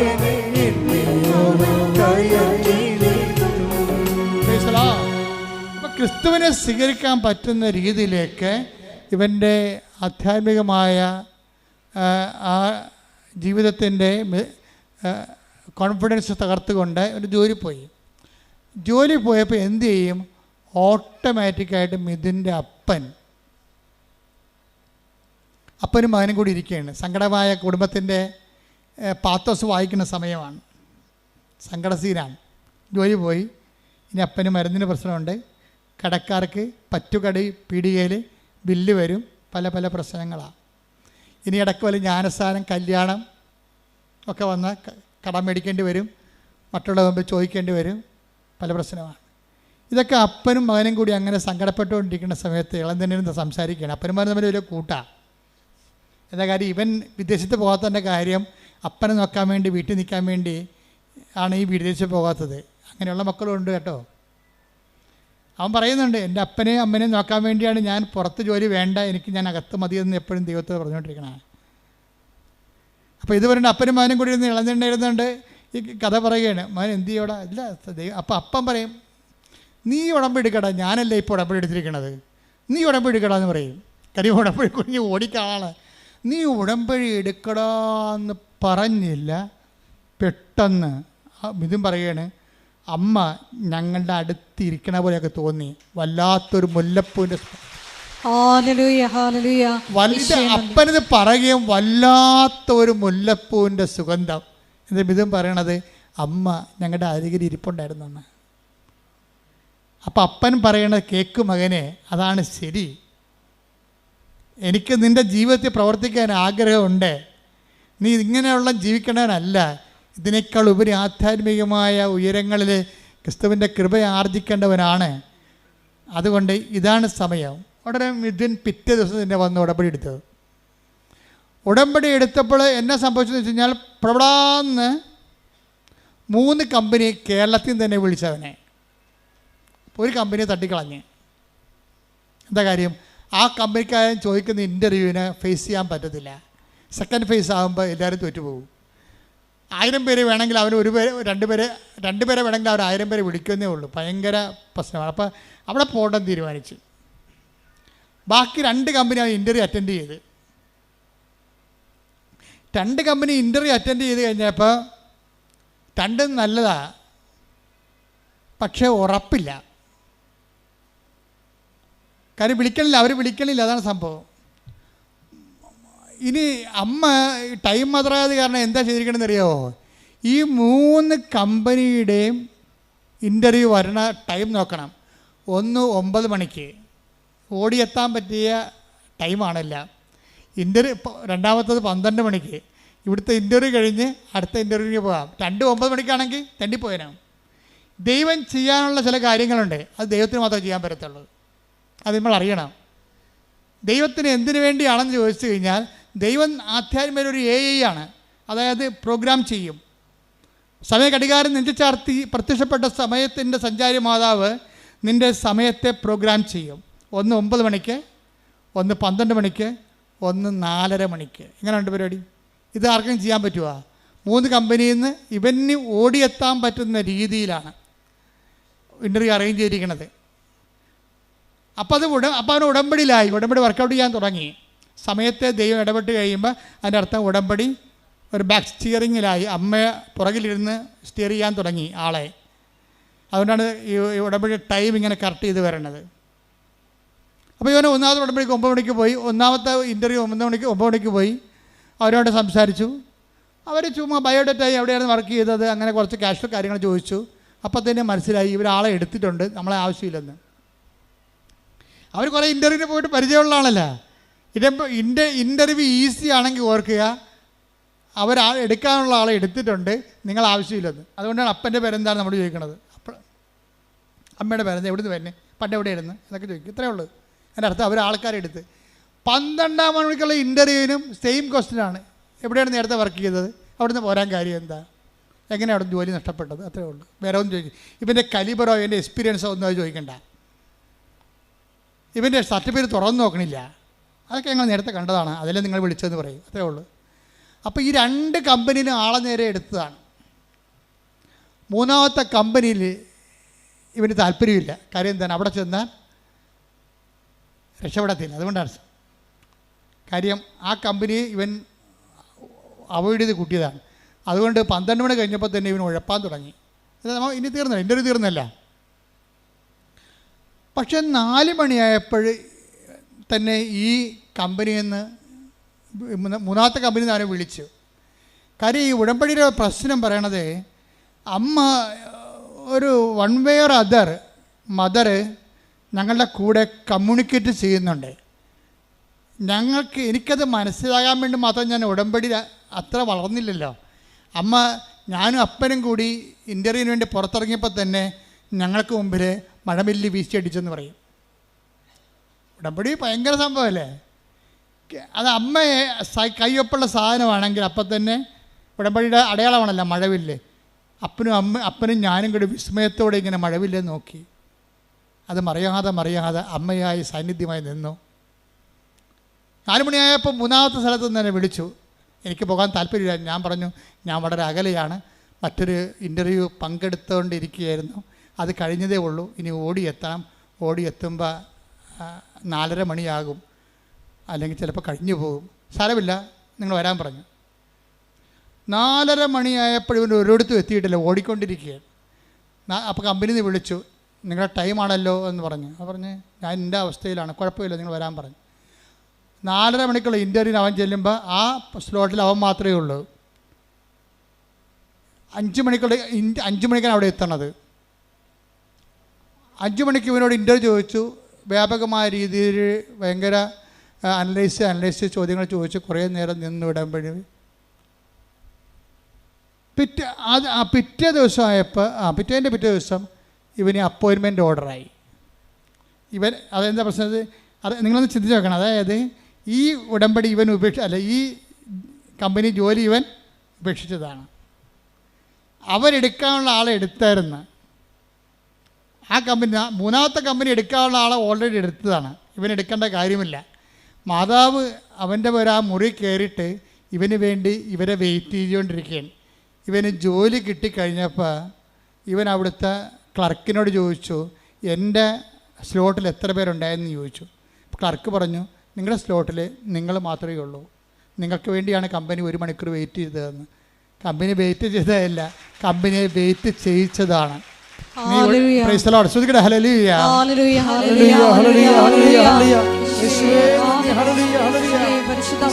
ഞങ്ങൾക്ക് വേണ്ടി അഭിഭാഷകയായി വാദിക്കുന്ന അവിടുത്തെ സ്നേഹത്തിന് സാമീപ്യത്തിന് നന്ദി പറയുന്നു.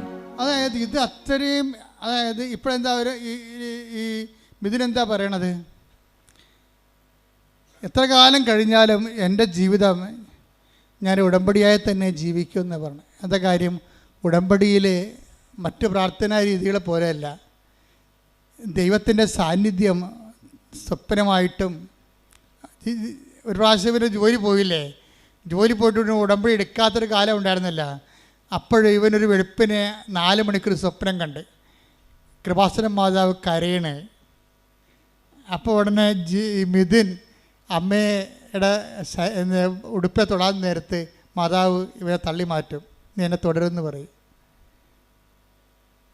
അപ്പോൾ അന്ന് മുതൽ എന്ന് വെച്ചാൽ നമ്മളെ ഉടമ്പടിയുടെ ഫലങ്ങൾ മനസ്സിലാക്കുന്ന വെച്ചാൽ നമുക്ക് ദൈവത്തെ തൊടാൻ പറ്റിയ ആത്മീയ സാഹചര്യമുണ്ട്, തൊടാൻ പറ്റാത്ത സാഹചര്യമുണ്ട്. അതുകൊണ്ടാണ് ഞാൻ നിങ്ങളോട് പറയണത്, നിങ്ങൾ ഉടമ്പടിയോട് പാലിക്കുന്നവരും ദൈവത്തിന് നിങ്ങളെ തൊടാൻ പറ്റിയ, ദൈവം അതിനെ അനുവദിക്കാൻ പറ്റുന്ന രീതിയിൽ നിങ്ങൾ വിശുദ്ധിയും വിശ്വസ്തതയുമുള്ളവരായിരിക്കണം. പ്രാർത്ഥിക്കട്ടെ. കർത്താവേ, ഉടമ്പടിയോട് വിശ്വസ്തതയോടെയും ജീവിക്കുവാൻ എന്നെ സഹായിക്കണമേ. അപ്പം ഇങ്ങനെയല്ല. ഇപ്പം ഇത് മിഥുൻ്റെ കാര്യം, രാധമ്മ, അതായത് എന്താണ് എൻ്റെ ജീവിതമെന്ന് ഇവർ തന്നെത്താൻ പറയാണ്, അമ്മച്ചി തന്നെത്താൻ പറയാണ്. എൻ്റെ ജീവിതം ഇനി അടുത്ത ജന്മത്തിൽ ഒരു ക്രിസ്ത്യൻ കുടുംബത്തിൽ ജനിക്കണമെന്നാണ് എൻ്റെ ആഗ്രഹമെന്ന്. എന്നിട്ട് ക്രിസ്ത്യാനിയായിട്ട് ജീവിക്കണം എന്ന് വെച്ചാൽ അവരങ്ങനെ പറയാൻ കാരണം വെച്ച് കഴിഞ്ഞാൽ അതിൻ്റെ പ്രധാനപ്പെട്ട കാരണം ഇവർ ചെയ്യുന്ന എല്ലാ കാര്യങ്ങളും. ഇപ്പോൾ ആദ്യം തന്നെ ഇവർ സങ്കടപ്പെട്ട് ഇവിടെ തന്നെ എന്താ, മകൻ മദ്യപാനിയാണ്, ഭാര്യയെ തല്ലുന്നു, കുടുംബത്തിൽ സമാധാനം ഇല്ല എന്ന് പറയുമ്പോൾ ഉടമ്പടി എടുക്കുമ്പോൾ തന്നെ ആ ആഴ്ച തന്നെ അവൻ്റെ മദ്യപാനം മാറി, അവൻ വിദേശത്ത് ജോലിക്ക് പോയി, അവന് പണമായി. രാധമ്മ വന്നതെന്ന് വെച്ച് കഴിഞ്ഞാൽ ഇത് അവസാനത്തെ സ്ഥലമാണ്, ഇതുകൊണ്ട് എൻ്റെ ജീവിതത്തിൽ തീർപ്പുണ്ടാകുമെന്ന് ആഴമായ ബോധ്യത്തിലാണ് വർക്ക് ചെയ്യണത്. പിറ്റേ ദിവസത്തിന് ആ ഫയൽ എടുക്കുകയാണ്, ഒപ്പിട്ട് മാറുകയാണ് കാര്യങ്ങളെല്ലാം. നിങ്ങൾക്കറിയാം, അമ്മയ്ക്ക് അധികം സമയമൊന്നും വേണ്ടല്ലോ. പിന്നെ രാധമ്മക്ക് ഒരു കാര്യം വെച്ചായി, ഇതെന്നെ സ്ഥലം ആരോടും പറയാതെ എല്ലാ ചൊവ്വാഴ്ച ഇവിടെ വരും, പട്ടിണി ഇരുന്ന് പ്രാർത്ഥിച്ചിട്ട് പോകും. അവിടെ വന്നിരുന്ന് മാതാവിൻ്റെ മുഖത്ത് നോക്കി പട്ടിണി ഇരുന്ന് പ്രാർത്ഥിച്ചിട്ട് പോകും. 9ാമത്തെ ചൊവ്വാഴ്ച പോയപ്പോൾ, 9ാമത്തെ ആരും പറയില്ല, ഞങ്ങളും പറഞ്ഞിട്ടില്ല ഇവിടെ വരാനോന്ന്. അപ്പോഴേ ഇവർ ഒറ്റക്കെടുക്കുന്ന തീരുമാനമാണ്. ചിലർ ദൈവം ഒറ്റക്ക് നയിക്കും. അവർ ഓക്കെ ആണെങ്കിലേ അടുത്ത പടി, അടുത്ത സ്റ്റെപ്പിലേക്ക്, അടുത്ത ക്ലാസ്സിലേക്ക് ദൈവം തന്നെ അവരെ കൂട്ടിക്കൊണ്ട് പോകും. അപ്പോൾ അവരോട് പറഞ്ഞ്, നീ ഒറ്റക്ക് ഇവിടെ വന്നിരിക്ക്, ഉപസിച്ചുകൊണ്ടിരിക്ക്. അങ്ങനെ 9 ചൊവ്വാഴ്ച ഇരുന്ന് 9ാമത്തെ ചൊവ്വാഴ്ച ഇവർക്ക് തൊണ്ട പഴുത്ത തൈറോയിഡാണ് അസുഖം. അത് ഉടമ്പടി വെച്ചോ ഇല്ലയെന്ന് അറിയാൻ പാടില്ല. പക്ഷേ 9ാമത്തെ ചൊവ്വാഴ്ച ഇവിടെ ഇരിക്കുമ്പോൾ തന്നെ പെടകി കഴുത്തിങ്ങനെ വന്ന് അങ്ങോട്ടും ഇങ്ങോട്ടും ചരിക്കണ പോലെ തോന്നും, എന്തോ സാധനം അടന്ന് പോണ പോലെ തോന്നും. പിന്നെ ടെസ്റ്റ് ചെയ്തപ്പോൾ ഇത്രയും വർഷം നിന്ന് തൈറോയ്ഡ് കാണാനില്ല.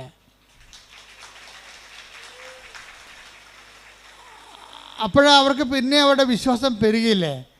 അവരുടെ വീട്ടിൽ ചേടത്തിയോ ഉണ്ട് ആണെന്നത്. അപ്പോൾ അവർക്ക് നടക്കാൻ പാടില്ല. അവർ കുണ്ടളം കാഴ്ച കിടക്കുന്ന പോലെ അവരുടെ വെരിക്കോസ് ഇങ്ങനെ കറുത്ത് പോലെ ഇങ്ങനെ കഷ്ണം പോലെ തൂങ്ങുകയാണ്. ഭയങ്കര വേദന. അപ്പോൾ ഇവരെന്നാ ചെയ്യണത്? ഇവർക്ക് തന്നെ പ്രേക്ഷിത ശക്തി കിട്ടി. നിങ്ങളുടെ പേഴ്സണൽ എംപവറിങ്ങിന് വേണ്ടിയാണ് നിങ്ങളുടെ കൂടെ ഈ പത്രം പ്രേക്ഷിത പ്രവർത്തനമായിട്ട് കൊടുക്കുന്നത്. അപ്പം ഇതിന് എന്നോട് പറഞ്ഞ് ഇവിടെ സാക്ഷ്യം പറഞ്ഞാൽ എന്തറിയാവോ, ഈ പത്രം നിങ്ങളെ കൊടുക്കണത് ഇവിടെ പറയണ പോലെയല്ല ഞാനും എൻ്റെ അപ്പനും കൊടുക്കണത്. നിങ്ങളിവിടെ പറയണത് പള്ളി കൊണ്ടേ കൊടുക്കുക, അല്ലെങ്കിൽ വേറെ എവിടെയും ഓട്ടോറിക്ഷക്കാർക്ക് കൊടുക്കുകയില്ലേ. ഞങ്ങളങ്ങനെയല്ലേ ചെയ്യണത്. ഞാനും അപ്പനും കൂടി പത്രം കൊണ്ട് പോകും. അപ്പം പുറകെ ഇരിക്കും, ഞാൻ ബൈക്ക് ഓടിക്കും. എന്നിട്ട് ഞങ്ങൾ ഓരോ വീട്ടിലും പോയിട്ട് ഓരോ അത്ഭുതവും പറയും. ഇപ്പം ഇതിന് അപ്പനും ചെയ്യണത് എന്താണ്? അവർ ബൈക്കൊക്കെ കയറി, മകൻ ബൈക്ക് ഓടിക്കും, അപ്പം പുറകെ ഇരിക്കും. ജോലിയും പോയി, എല്ലാം പോയി, കടത്തിലായി പ്രയാസപ്പെട്ട് ജീവിക്കുകയാണ്. പക്ഷേ അവരവരുടെ വിശ്വാസത്തിന് വിളക്ക് പിന്നെ എണ്ണ ഒഴിച്ച് കത്തിച്ചുകൊണ്ടിരിക്കും. എന്നിട്ട് ഓരോ വീട്ടിൽ ചെന്നുവെച്ചും അവരോട് പറയും, ഇന്നലെ കൃപാസനത്തിൽ ഇന്ന അത്ഭുതം നടന്ന്. എന്നിട്ട് ഇവൻ അതിൻ്റെ സ്റ്റാറ്റസ് എടുത്തിടും. കൃപാസനത്തിൽ നടന്ന് ഏറ്റവും നല്ല അത്ഭുതം നോക്കിയിട്ട് സന്നദ്ധൻ എടുത്തിട്ട് സ്റ്റാറ്റസ് എടുത്തിടും. അതെല്ലാവർക്കും ഷെയർ ചെയ്യും. അപ്പോൾ ഇത് രണ്ടും കൽപ്പിച്ച് ദൈവത്തിന് വേണ്ടി അങ്ങോട്ട് ജീവിക്കുകയാണ്. ദൈവത്തിന് വേണ്ടി ജീവിക്കുകയാണ്. അമ്മ ഇവിടെ പ്രത്യക്ഷപ്പെട്ടതിൻ്റെയും അതനുസരിച്ചുകൊണ്ട് മനുഷ്യൻ്റെ കണ്ണുനീരൊപ്പിയെടുത്തുകൊണ്ട് അവനെ ആശ്വസിപ്പിക്കാൻ പോകുന്ന സദ്വാർത്ത നിങ്ങളുടെ അനുഭവങ്ങളിലൂടെ മറ്റുള്ളവർ കൈമാറേണ്ടതാണ്. അത് ആത്മാർത്ഥമായിട്ട് ചെയ്യാം, പേടിച്ചൊക്കെ ചെയ്യാൻ പറ്റും. അപ്പോൾ ആത്മാർത്ഥമായിട്ട് ചെയ്യണത് സംബന്ധിച്ചിടത്തോളം ദൈവവും അവൻ്റെ കാര്യത്തിൽ അതേപോലെ തന്നെ കമ്പനിയിൽ പോയി, വിളിക്കാത്ത കമ്പനി, കിട്ടാത്ത ജോലിക്ക് അവനെ മാത്രം വിളിപ്പിക്കാൻ വേണ്ടി അമ്മ പോയി കാത്തു നിൽക്കാൻ അവിടെ. ദൈവം അതുപോലെ എൻ്റെ അപ്പുറത്തും ചെയ്യുന്ന ആളാണെന്ന് ഈ കുരിശുരൂപം കാണുമ്പോൾ ഏത് കഴുതക്കും മനസ്സിലാവും. കുരിശുരൂപം, ഞാൻ എന്താ കുരിശുരൂപം എങ്ങനെ വെച്ചിരിക്കണത്? എൻ്റെ ജീവിതത്തിൻ്റെ ഒരു ആവേശമാണ്. എന്താണ്? ദൈവം നിന്നെ വീണ്ടെടുക്കാൻ, നീ ഒറ്റ ആളാണെങ്കിൽ പോലും നിന്നെ വീണ്ടെടുക്കാൻ ദൈവം ഏതറ്റം വരെയും പോകും എന്നുള്ളതിൻ്റെ അല്ലേ കുരിശുരൂപം നമ്മളെ പഠിപ്പിക്കുന്ന പാഠം എന്ന് പറയുന്നത്. ദൈവസ്നേഹത്തിൻ്റെ ഏറ്റവും തുറന്നൊരു വായനാ പുസ്തകമാണ് കുരിശുരൂപം. അതുപോലെ അത് കണ്ട് മനസ്സിലാക്കിയിട്ടല്ലേ നമ്മൾ വിഷമമുള്ളവൻ ദൈവത്തിൽ ആശ്രയിക്കണത്. പക്ഷെ അത് ആശ്രയം സത്യസന്ധമാണെന്ന് ദൈവത്തിന് തോന്നണം. അതാണ് പ്രശ്നം. ആശ്രയം സത്യസന്ധമാണെന്ന് ദൈവത്തിന് തോന്നിക്കഴിഞ്ഞാൽ പിന്നെ നിങ്ങൾക്ക് തിരിഞ്ഞു നോക്കേണ്ടി വരത്തില്ല. രാധമ്മ എന്താ ചെയ്യണത്? രാധമ്മ എല്ലാ വീട്ടിലും ഇതുപോലെ പാവപ്പെട്ടവളാണേ, അവളില്ലാത്ത ഭക്ഷണം ഉണ്ടാക്കി വീടുകളിലൊക്കെ രോഗികളെല്ലാം കൊടുക്കും. എന്നിട്ട് കൃപാസനം മാതാവിനെക്കുറിച്ച് അവരോട് സംസാരിക്കും. സങ്കടം വരുന്ന എല്ലാ മനുഷ്യരോടും പരിഹാരമായിട്ട് രാധമ്മ പറയണത് കൃപാസനം മാതാവിനെക്കുറിച്ചും അവൾക്കുണ്ടായിരുന്ന അനുഭവമാണ് പറയണത്. അത് പറഞ്ഞ് അവസാനം അങ്ങനെ സുവിശേഷം കൈമാറാൻ വേണ്ടി ആഗ്രഹിക്കുന്നവനെ ദൈവം അടയാളം കൊടുക്കും. അടയാളം അത്ഭുതം പറയുന്നത് അങ്ങനെയാണ്. അല്ല വെറുതെ കുത്തിയിരുന്ന അടയാളം കൊണ്ട് അത്ഭുതം ഉണ്ടാകത്തില്ല. Take the word of God. റോമ 15:18 എടുത്തേ. റോമ 15:18.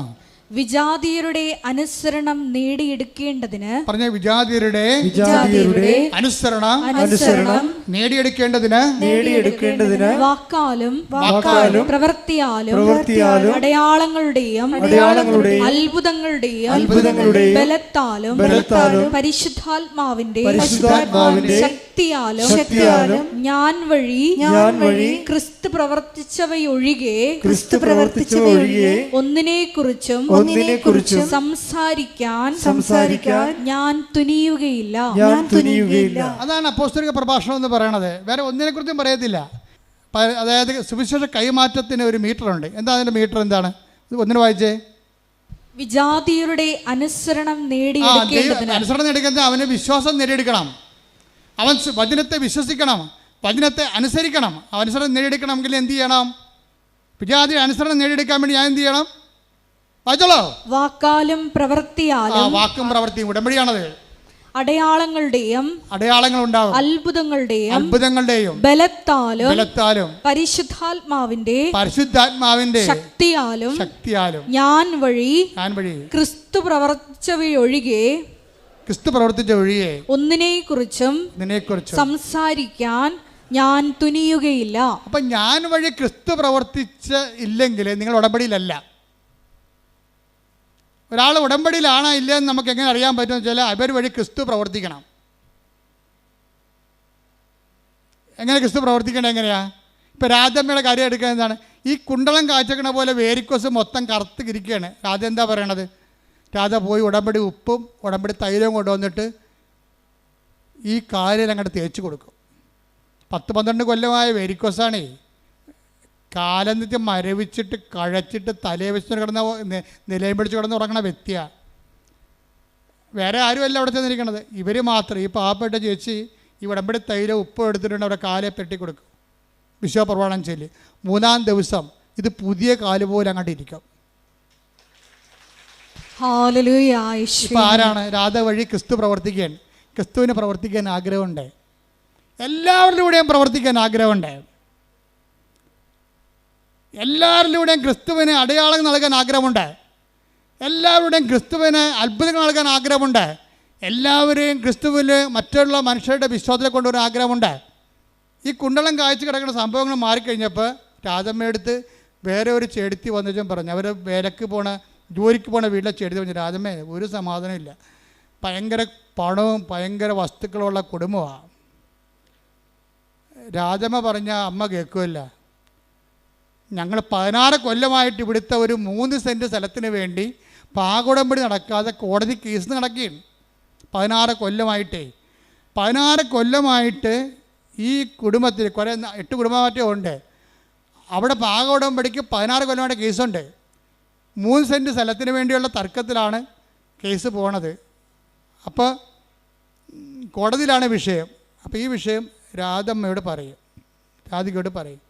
അപ്പോൾ ഇവരെന്ത് ചെയ്യും? ഇവർ നേരെ പള്ളിയിൽ പോയിരിക്കും. എന്ന് പറയും, ചേച്ചി വിഷമിക്കേണ്ട ആവശ്യമില്ല, ഞാനത് അമ്മയോട് പറഞ്ഞോളാം.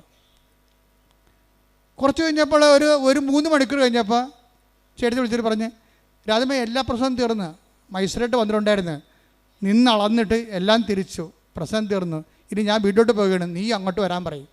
പെട്ടെന്നാണ്, എന്ത് സ്പീഡാണെന്ന് നോക്കിയേ. 16 കൊല്ലമാണ് 16 സെക്കൻഡ് കൊണ്ട് തീർക്കണത്. ഇതാരാ തീർക്കണത്? ഒരു പാവപ്പെട്ട ലേഡിയെ ദൈവം ഉപയോഗിക്കുകയാണ്. ആര് സത്യമായി വിശ്വസിക്കുന്നുവോ, ആര് ബോധ്യപ്പെട്ട് കർത്താവിന് വേണ്ടി വേറെ ചെയ്യുന്നുവോ, ആര് ക്രിസ്തുവിനെ കൈമാറാൻ തയ്യാറാകുന്നുവോ, അവരിലൂടെ ദൈവം പ്രവർത്തിക്കും. അപ്പം നിങ്ങളുടെ ഓരോ നിങ്ങളുടെ ഓരോ പ്രേക്ഷിത പ്രവർത്തനങ്ങളും കഴിയുമ്പോൾ നിങ്ങൾ എംപവറിങ്ങിലാണ്, പവർ ചെയ്യുകയാണ്. ദൈവം നിങ്ങളെ പവർ ചെയ്യുകയാണ്. നിങ്ങൾ കർത്താവിന് കൈമാറുന്ന ആളാണെന്ന് കണ്ടാൽ ഉടനെ ദൈവം നിങ്ങൾക്ക് അടയാളം തരാൻ തുടങ്ങും. അടയാളം, അത്ഭുതങ്ങൾ, പരിശുദ്ധാത്മാവിന് നിറവുകൾ. അവരാണ് അവസാനം പറയണത്, ദൈവത്തെ കണ്ടുകൊണ്ട് ഞാൻ ഈ ഉടമ്പടിയിൽ ജീവിക്കുകയാണ്, ഇനിയും ഞാൻ മരണം വരെ ഉടമ്പടി തന്നെ ജീവിക്കും. എന്താ കാര്യം? ദൈവത്തെ തൊടാൻ പറ്റുന്ന ഒരു വഴികളിലൂടെയാണ് അവർ ജീവിതത്തെ സഞ്ചരിച്ചുകൊണ്ടിരിക്കുന്നത്. നിങ്ങൾ ഉടമ്പടിയിലായിരിക്കുന്നവർ ഉടമ്പടിയെ നീതീകരിക്കണം. നിങ്ങളുടെ പ്രവർത്തനങ്ങൾ കൊണ്ട് അതിനെ സാധൂകരിച്ചുകൊണ്ട് സുവിശേഷത്തിൻ്റെ ശക്തരായ വക്താക്കളായി മാറാൻ വേണ്ടി ദൈവം നിങ്ങൾ അഭിഷേകം ചെയ്യട്ടെ. സ്തുതിക്കട്ടെ. ഹല്ലേലൂയ, ഹല്ലേലൂയ, ഹല്ലേലൂയ, ഹല്ലേലൂയ. ഹല്ലേലൂയ, ഹല്ലേലൂയ, ഹല്ലേലൂയ. യേശുവേ ആരാധന, ആരാധന, ആരാധന. ഹല്ലേലൂയ, ഹല്ലേലൂയ, ഹല്ലേലൂയ. യേശുവേ നന്ദി. ഹല്ലേലൂയ, ആരാധന, ആരാധന,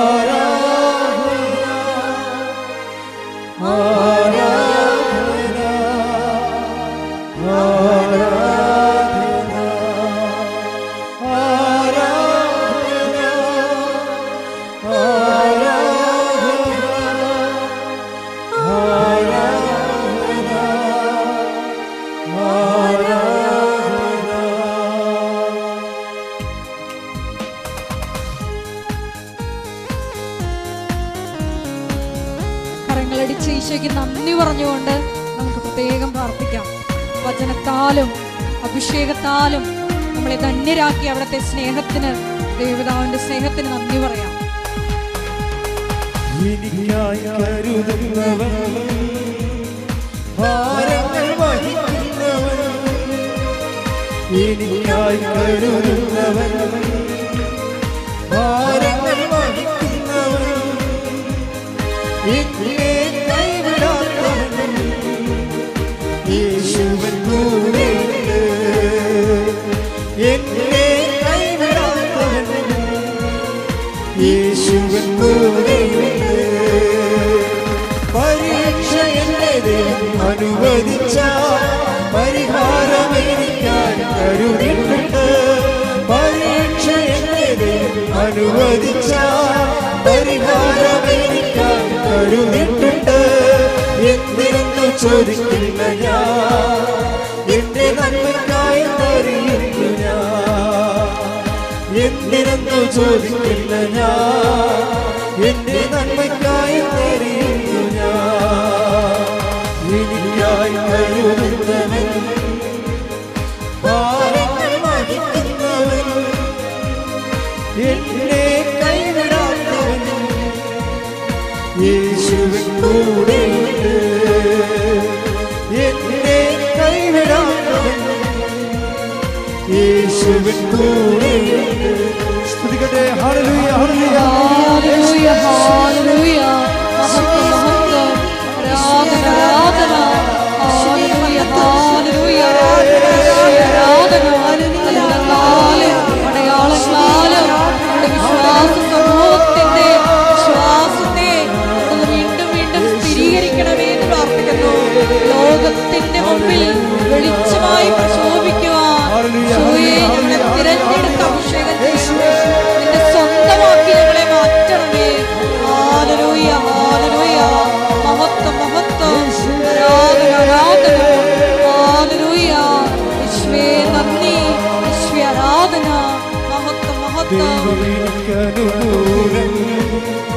അതു നന്നായി അറിയുന്നു ഞാൻ.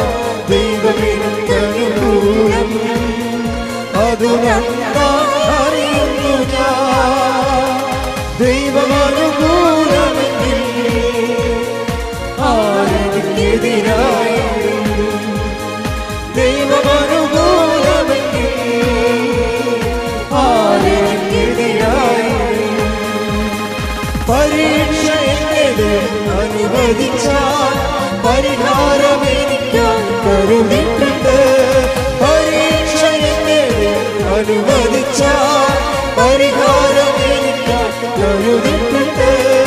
എന്തിനെന്ന് ചോദിക്കില്ല ഞാൻ, എന്റെ നന്മയ്ക്കായെന്നറിയുന്നു ഞാൻ. എന്തിനെന്ന് ചോദിക്കില്ല ഞാൻ, എന്റെ നന്മയ്ക്കായെന്നറിയുന്നു ഞാൻ. എന്തിനെന്ന് ചോദിക്കില്ല ഞാൻ, എന്റെ നന്മയ്ക്കായെന്നറിയുന്നു ഞാൻ. ഹല്ലേലൂയ ഹല്ലേലൂയ ഹല്ലേലൂയ യേശുവേ.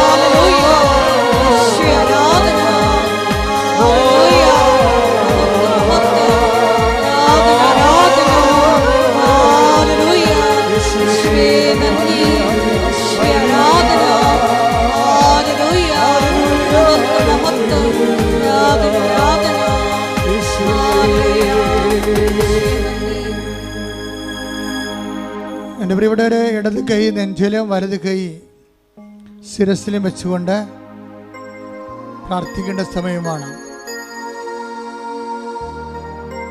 കർത്താവ് അടിപ്പിണ പോലെ വൈദ്യാഘാതം പോലെ ദൈവികമായ ശക്തി ഉച്ച മുതൽ ഉള്ളംകാല് വരെ നിങ്ങളുടെ ആന്തരിക അവയവങ്ങളിലും നിങ്ങളുടെ ബാഹ്യസ്ഥലങ്ങളിലും കർത്താവിൻ്റെ കൃപയാൽ സ്നാനപ്പെടുന്ന വലിയ സമയമാണ്. ശ്രദ്ധിക്കട്ടെ. ഹല്ലേലൂയ ഹല്ലേലൂയ. ശ്രദ്ധിക്കട്ടെ. ഹല്ലേലൂയ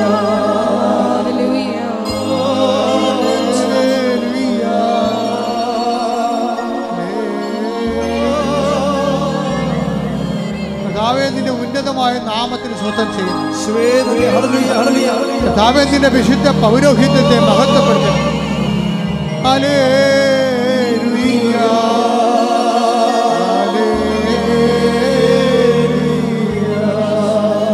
കർത്താവേ, നിന്റെ തിരുമുറുമാർന്ന വലതുകരം ഓരോ മകന്റെ മേലും ഓരോ മകളുടെ മേലും വെക്കണമേ. ശ്രദ്ധിക്കട്ടെ.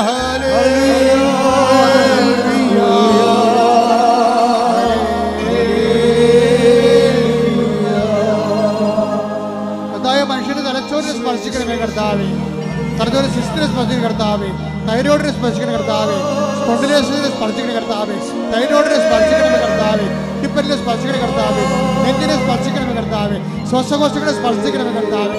ശ്വാസകോശങ്ങളെ സ്പർശിക്കണമേ കർത്താവേ. ദൈവത്തിന്റെ ശക്തി, ദൈവത്തിന്റെ ശക്തി, ദൈവത്തിന്റെ കരുണ മക്കളിലേക്ക് ആവശ്യിക്കട്ടെ. യേശു ക്രിസ്തുവിന്റെ നാമത്തിൽ സൗഖ്യം പ്രാപിക്കട്ടെ.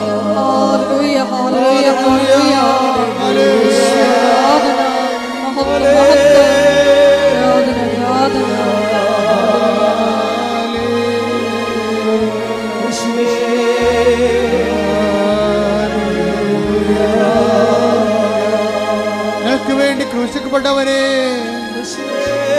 ഞങ്ങൾക്ക് വേണ്ടി തിരുവിലാവിൽ മുറിവേറ്റവനെ, ഞങ്ങൾക്ക് വേണ്ടി തിരുമുറുവാർന്ന് ആണിപ്പഴുതാർന്ന് വലത് കരത്താൽ സ്പർശിക്കണമേ. ഞങ്ങൾക്ക് വേണ്ടി ക്രൂശിക്കപ്പെട്ടവനെ, ഞങ്ങൾക്ക് വേണ്ടി തിരുവിലാവിൽ മുറിവേറ്റവനെ, എന്റെ വലത് കരത്താൽ, എന്റെ ആണിപ്പഴുതാർന്ന വലത് കരത്താൽ കർത്താവേ അങ്ങയുടെ മക്കളെ സ്പർശിക്കണമേ. ഓൺലൈനിൽ പ്രാർത്ഥിക്കുന്നവര്, തീർത്ഥാടനത്തിൽ പ്രാർത്ഥിക്കുന്നവര്, കർത്താവേ, നിന്റെ അത്ഭുത കരത്താൽ അടിപ്പിടർ പോലെ, കർത്താവിന്റെ അത്ഭുത കരത്താൽ അടിപ്പിടർ പോലെ വൈദാക്കാലം പോലെ ദൈവികമായ ശക്തി ഒഴുകട്ടെ. യേശു ക്രിസ്തുവിന്റെ ഉന്നതമായ നാമത്തിൽ ദൈവികമായ ശക്തി ഒഴുകട്ടെ. യേശു ക്രിസ്തുവിന്റെ ഉന്നതമായ നാമത്തിൽ ദൈവികമായ ശക്തി ഒഴുകട്ടെ. ഓരോ കോശങ്ങളിലും ദൈവികമായ ശക്തി ഒഴുകട്ടെ. ഓരോ പേശികളിലും ദൈവികമായ ശക്തി ഒഴുകട്ടെ. കൊച്ചു മുതൽ ഉള്ളംകാൽ വരെ കർത്താവിന്റെ അക്ഷാപുരത്തോടെ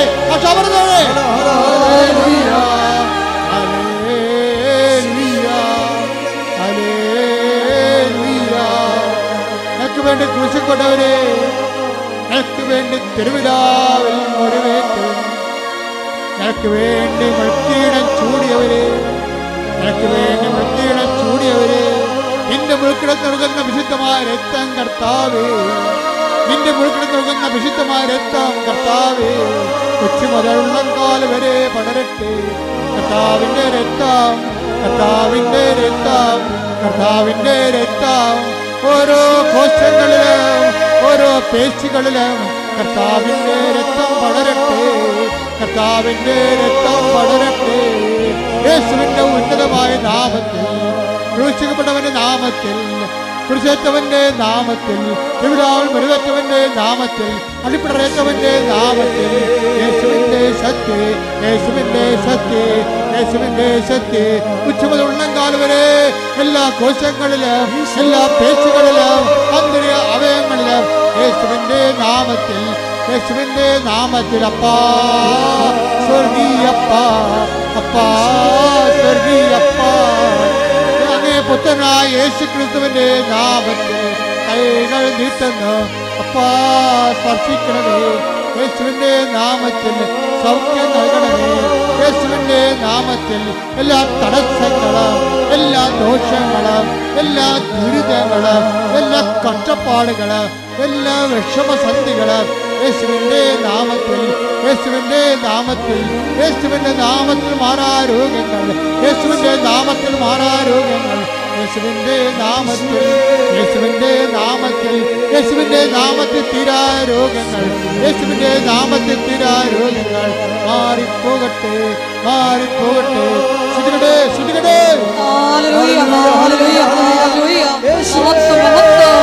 ആരാധന, ആരാധന. അത്ഭുതങ്ങളാലും അടയാളങ്ങളാലും അങ്ങയുടെ നാമത്തെ ഈ ആരാധനയിലൂടെ വീണ്ടും വീണ്ടും മഹത്വപ്പെടുത്തണമേ. ഹല്ലേലൂയ, ഹല്ലേലൂയ. മഹത്വം, മഹത്വം. ആരാധന, ഹല്ലേലൂയ. ഉമനീർ ഗ്രന്ഥികള്, ഇടതുവശത്തെ ഉമനീർ ഗ്രന്ഥികള് അത് പഴുത്ത് കറുത്ത നിറമായിരിക്കുന്ന വ്യക്തിയെ, സ്ത്രീയെയാണ് കർത്താവ് സുഖപ്പെടുത്തിക്കൊണ്ടിരിക്കുന്നത്. ഹല്ലേലൂയ, ഹല്ലേലൂയ. യേശുവേ നന്ദി. രോഗസൗഖ്യ സന്ദേശത്തിന് നന്ദി പറയുന്നു. വലത് കൈയിലും ഇടത് കൈയിലും വാച്ചുകൾ മാറ്റി മാറ്റി കെട്ടുന്ന മെറ്റൽ അലർജിയുള്ള വ്യക്തിയെ കർത്താവ് സ്പർശിച്ചുകൊണ്ടിരിക്കുന്നു. ഹല്ലേലൂയ, ഹല്ലേലൂയ. മഹത്വം, മഹത്വം. ആരാധന, ആരാധന. ഒരു ചെരുപ്പും പാകമാകുന്നില്ല, ഒരു ചെരുപ്പ് ഇടാൻ പറ്റുന്നില്ല. കാലിന് ആണി പോലുള്ള തളർച്ചയുണ്ട്, രോഗങ്ങളുണ്ട്, കാലിന് തളർച്ചയുണ്ട്, അതുപോലെ തന്നെ കാലിന് ശോഷിക്കുന്ന അവസ്ഥയുണ്ട്. ആ വ്യക്തിയെ കാലുകൾക്ക് വ്രണമുണ്ട്. ആ വ്യക്തികളെ കർത്താവ് സ്പർശിച്ചുകൊണ്ടിരിക്കുന്ന ഹല്ലേലൂയ, ഹല്ലേലൂയ. മഹത്വം, മഹത്വം. ആരാധന, ഹല്ലേലൂയ. കോശങ്ങളെ ടെസ്റ്റ് ചെയ്യാൻ കൊടുത്ത് ബയോപ്സി കൊടുത്തിരിക്കേണ്ട വ്യക്തികളെ കർത്താവ് കാണിക്കുന്നുണ്ട്. ശരീരത്തിൽ വൈ പോലെ ജംഗ്ഷൻ പതിക്കുന്ന സ്ഥലങ്ങളിൽ നിന്ന് ബയോപ്സിക്ക് പോയിട്ടുള്ള വ്യക്തികളെ കർത്താവ് ഈശോമിശിഹായുടെ നാമത്തെ സുഖപ്പെടുത്തുന്ന പൂർണ്ണമായി സൗഖ്യപ്പെടുത്തിയിരിക്കുന്നു. ഹല്ലേലൂയ, ഹല്ലേലൂയ, ഹല്ലേലൂയ. രോഗങ്ങളുടെ സൗഖ്യത്തിന് നന്ദി പറയുന്നു. ഹല്ലേലൂയ. വീണ്ടും കർത്താവ് കോശങ്ങളെ തന്നെ കാണിച്ചുകൊണ്ടിരിക്കുന്നത്. ഓരോ കോശങ്ങളെയും ശരീരത്തിൻ്റെ ആന്തരികമായ അവയവങ്ങൾക്കുണ്ടായിരിക്കുന്ന കോശങ്ങളെ, ആ കോശങ്ങൾക്കുണ്ടായിരിക്കുന്ന കോശങ്ങൾ കറുത്ത് വന്നിരിക്കുന്നത് അത് ഡെഡായിട്ടുള്ള സെൽസുകൾ ഉണ്ടാകുന്നതാണ്. അതിന് ക്യാൻസർ എന്ന മറ്റു രോഗങ്ങൾ എന്ത് വേണമെങ്കിലും പറയാം. പക്ഷെ ആ കർത്താവ് ആ രോഗികളെ സ്പർശിച്ചുകൊണ്ടിരിക്കുന്നു, സൗഖ്യത്തേക്ക് നയിച്ചുകൊണ്ടിരിക്കുന്നു. ശ്രുതികട ഹല്ലേലൂയ, ഹല്ലേലൂയ. യേശുവേ നന്ദി. ആരാധന. ഞങ്ങളുടെ അവിടുത്തെ സാന്നിധ്യത്തിന് നന്ദി പറയുന്നു. മുട്ടേ നിൽക്കുക. സമാപന ആശീർവാദ സമയമാണ്. ദേവമാതാവിന്റെ മധ്യസ്ഥയിലെ ദിവ്യാരണി സന്നിധിയിൽ സമർപ്പിച്ച് കിട്ടിയ എല്ലാ രോഗസൗഖ്യങ്ങൾക്കും നന്ദി പറഞ്ഞുകൊണ്ട് നമുക്കൊരു നിമിഷം ദിവികാരുണ്യ സന്നിധിയിലായിരിക്കാം. ഞാനല്ലാതെ മറ്റൊരു ദൈവം ഉണ്ടാകരുതെന്ന് വലിയ വചന വെളിപാട് നൽകിയതിന് നന്ദി പറയുന്നു. ഈശോയെ, ഏത് ജീവിത സാഹചര്യങ്ങളിലും ക്ലേശ സമയങ്ങളിലും നീയാണ് കർത്താവ് എന്ന് ഉറക്കെ പ്രഖ്യാപിച്ച് ജീവിത സാക്ഷ്യം നൽകുവാൻ ഈ ആരാധനയിലൂടെ ഞങ്ങളെ തിരഞ്ഞെടുത്ത് അഭിഷേകം ചെയ്യണമെന്ന് ഒരു നിമിഷം ഞങ്ങൾ പ്രാർത്ഥിക്കുന്നു. ഞങ്ങളുടെ കൃപാവര പ്രവൃത്തികളിലൂടെയും സാക്ഷ്യ ജീവിതത്തിലൂടെയും ഞങ്ങളുടെ വെളിച്ചം മറ്റുള്ളവർക്ക്, നീയാകുന്ന ക്രിസ്തുവിൻ്റെ വെളിച്ചം മറ്റുള്ളവർക്ക് പകർന്നു കൊടുക്കുവാൻ ഞങ്ങളെ അഭിഷേകം ചെയ്യണമേ എന്ന് പ്രാർത്ഥിച്ചുകൊണ്ട് ശിരസ് നമിച്ച് നമുക്ക് ദിവികാരുണ്യനാഥൻ്റെ ആശീർവാദം സ്വീകരിക്കാം.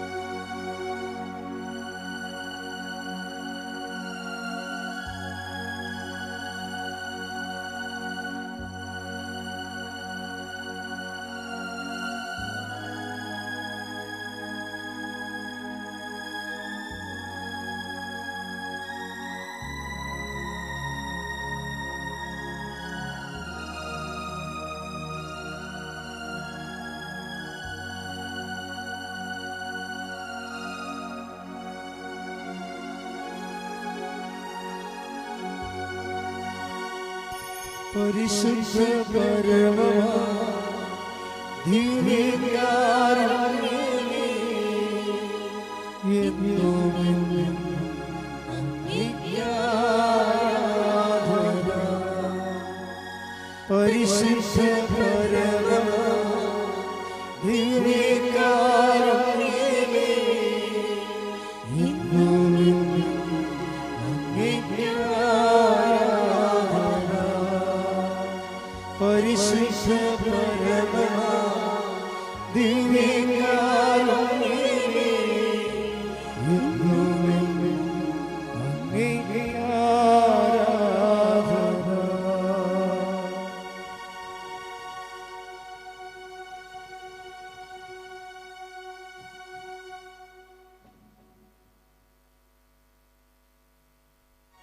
ആവേ